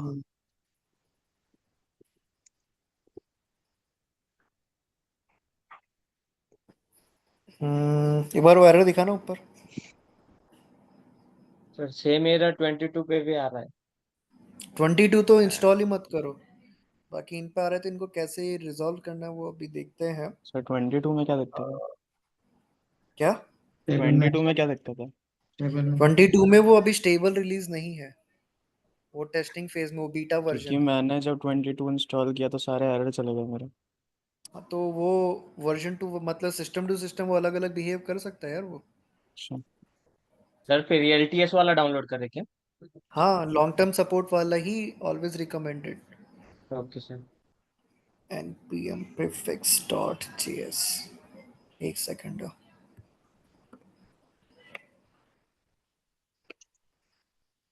सर जो भी कमांड मेरे को मिली स्टैक ओवरफ्लो पे सब रन करा, मगर नहीं हम्म, चला sir. Okay. Catch clear, catch clear force.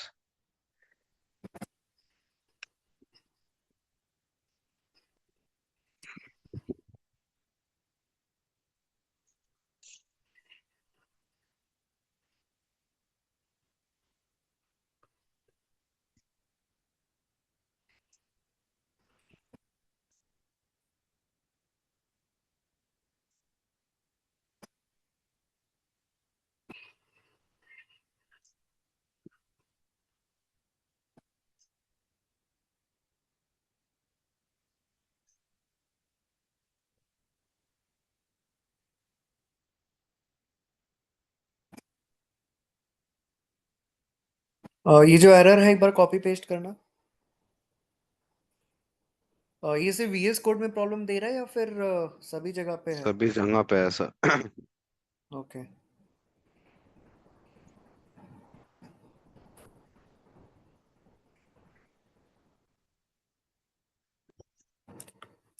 यार I am not getting this thing कि ये मोंगो डीबी पे क्यों जा रहा है ये? सर यही तो समझ में नहीं आ रहा है, मोंगो डीबी पे क्यों जा रहा। मोंगो डीबी इंस्टॉल किया हुआ है क्या आपने? जी सर। ओके, एक बार मोंगो डीबी को अनइंस्टॉल करके देखो। Okay sir. पाथ भी क्लियर करो और एक बार नोड और ये भी रीइंस्टॉल करके देख। सर आपने कल मुझे कमांड दी थी ना, मेरे को भी इस टाइप का ही एरर आया था, तो रीइंस्टॉल करवाया था आपने तो हो गया था उस कमांड से। हाँ लेकिन वो एक डिफरेंट एरर था, बट सर ये मोंगो अनइंस्टॉल डीबी कर के दूं साथ में कुछ कॉन्फ्लिक्ट कर रहा है। हाँ, या अनइंस्टॉल सर, करो। या पाथ हटा दूं। दोनों अभी करके के देख लिए लो। अनइंस्टॉल कर दिया तो पाथ भी हट जाता अनइंस्टॉल ही है। करो। हाँ, अनइंस्टॉल करो। अब्दुल तुझे एक ठीक व्हाट्सएप है। पे वो शेयर किया, उतना डाल के देना काम। क्योंकि अभी दोपहर को मेरा सेम हो रहा था तो मैंने वो उसी कमांड से सॉल्व हो गया था। वो तो हो जाएगा, बट इसको प्रॉब्लम आइडेंटिफाई करना पड़ेगा यार, ये मोंगो के साथ में क्यों कॉन्फ्लिक्ट दे रहा है? मे बी शायद मोंगो ने इसके फाइल्स को ओवरराइट कर दिया है खुद के फाइल्स को रखने के लिए। सर ट्राई करो दोबारा।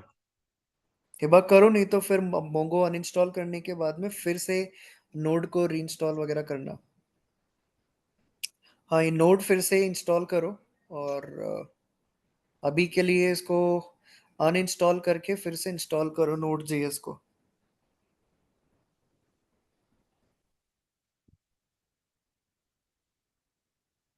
पाथ भी चेक कर लेना उसका, हट गया है कि नहीं हट गया। Okay sir.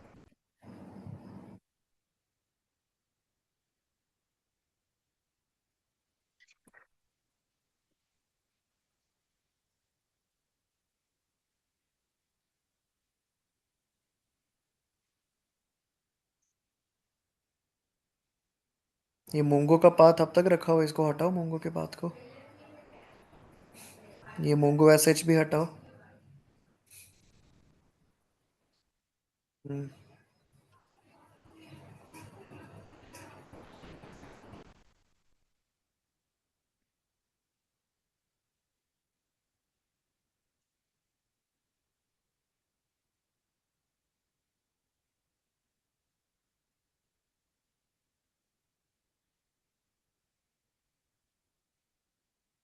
कर दो।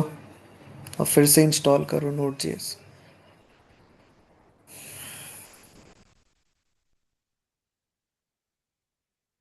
काम करो, अब एक बार टर्मिनल पे सिर्फ नोड लिख के देखो वो वर्क कर रहा है क्या। कहीं ऐसा तो नहीं कोई एक हिडन इंस्टेंस हो। वो is not recognised internal external command आना चाहिए इसके लिए। हाँ ठीक है, अब इंस्टॉल करो उसको। 18 करो सर। चलेगा, 20 करके देख लो।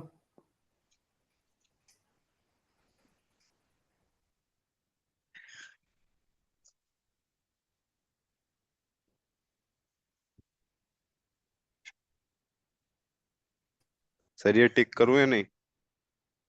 नहीं,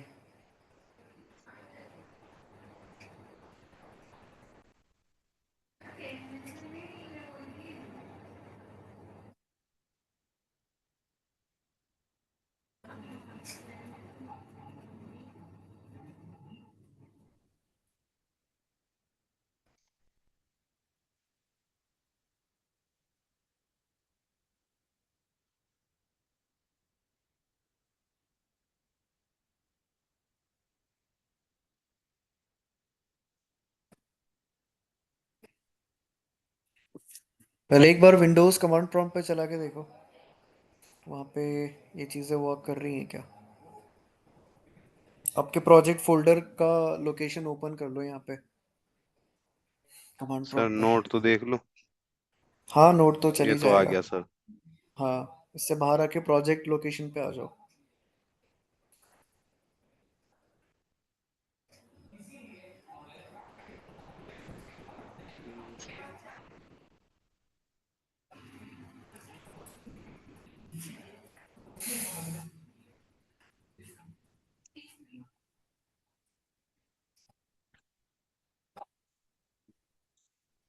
जी सर।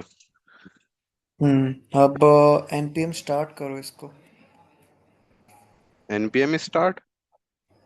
रिएक्ट ऐप है ना ये? सर प्रोजेक्ट क्रिएट नहीं सर उसमें, क्रिएट पहले ही नहीं क्रिएट हुआ सर करना अभी पड़ेगा। तो। अच्छा, प्रोजेक्ट क्रिएट नहीं हुआ, हाँ ठीक है। npx क्रिएट रिएक्ट ऐप करो।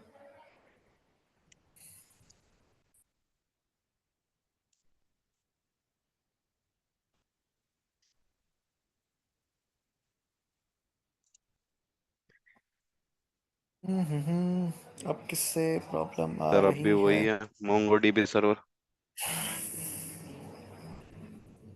अरे मोंगो को भी पकड़ के बैठा हुआ ही है सब, इसको उससे क्या लेना देना।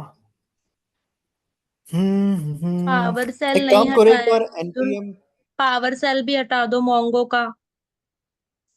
तो वो जो पाथ फोल्डर्स तो रहते ना हटा ही नहीं क्या MongoDB के मोंगो? वो हटाते हुए।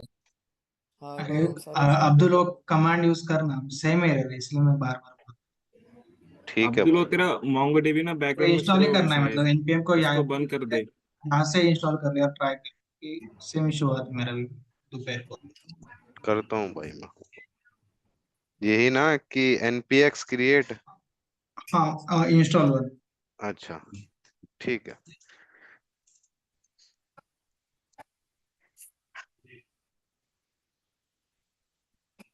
नहीं, npm install my npm npm ठीक है। इंस्टॉल हुआ।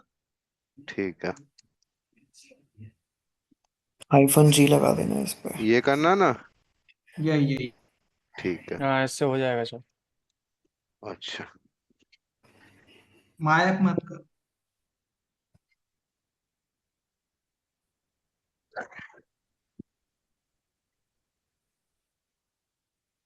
पाथ के साथ में ना कुछ गड़बड़ जरूर हो रही है आपके सिस्टम में, ये सर, एरर ये नहीं आनी स्टार्टिंग चाहिए से ही शुरू में। एरर है, मैंने आपसे बताया भी था हम्म नोड मोन के टाइम से। ये एक्चुअली डबल स्लैश यहाँ पे रीड कर रहा है, कुछ ना कुछ गड़बड़ पक्का कुछ हो रही है यहाँ पे, पाथ से रिलेटेड कुछ प्रॉब्लम है यार ये। हम्म अरे ये मायप क्यों लिखा आगे? सर मायक ऐप लिख नहीं दूंगा। पता। ये तो सिर्फ CLI इंस्टॉल कर रहे हैं। हाँ, अरे ये लिखना ही नहीं है आपका नाम इस पे, हाँ।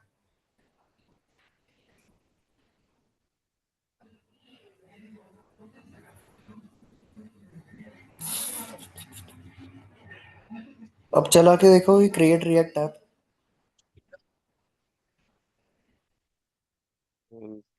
npx के थ्रू सर। नहीं, अभी npx मत लिखो, सीधा क्रिएट रिएक्ट ऐप को ही चलाओ। सर npm क्रिएट हाँ आएगा ना। हाँ हाँ। क्रिएट रिएक्ट ऐप और फिर ऐप का नाम, क्योंकि डिपेंडेंसी मतलब ये CLI तो आप इंस्टॉल कर ही चुके हो, npm नहीं आएगा, सिर्फ क्रिएट बस। रिएक्ट ऐप, हाँ बस।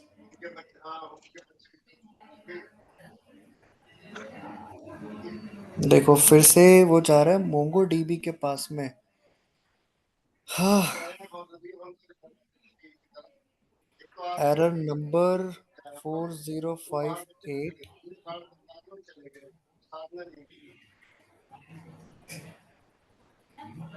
एक सेकंड ना। जी सर।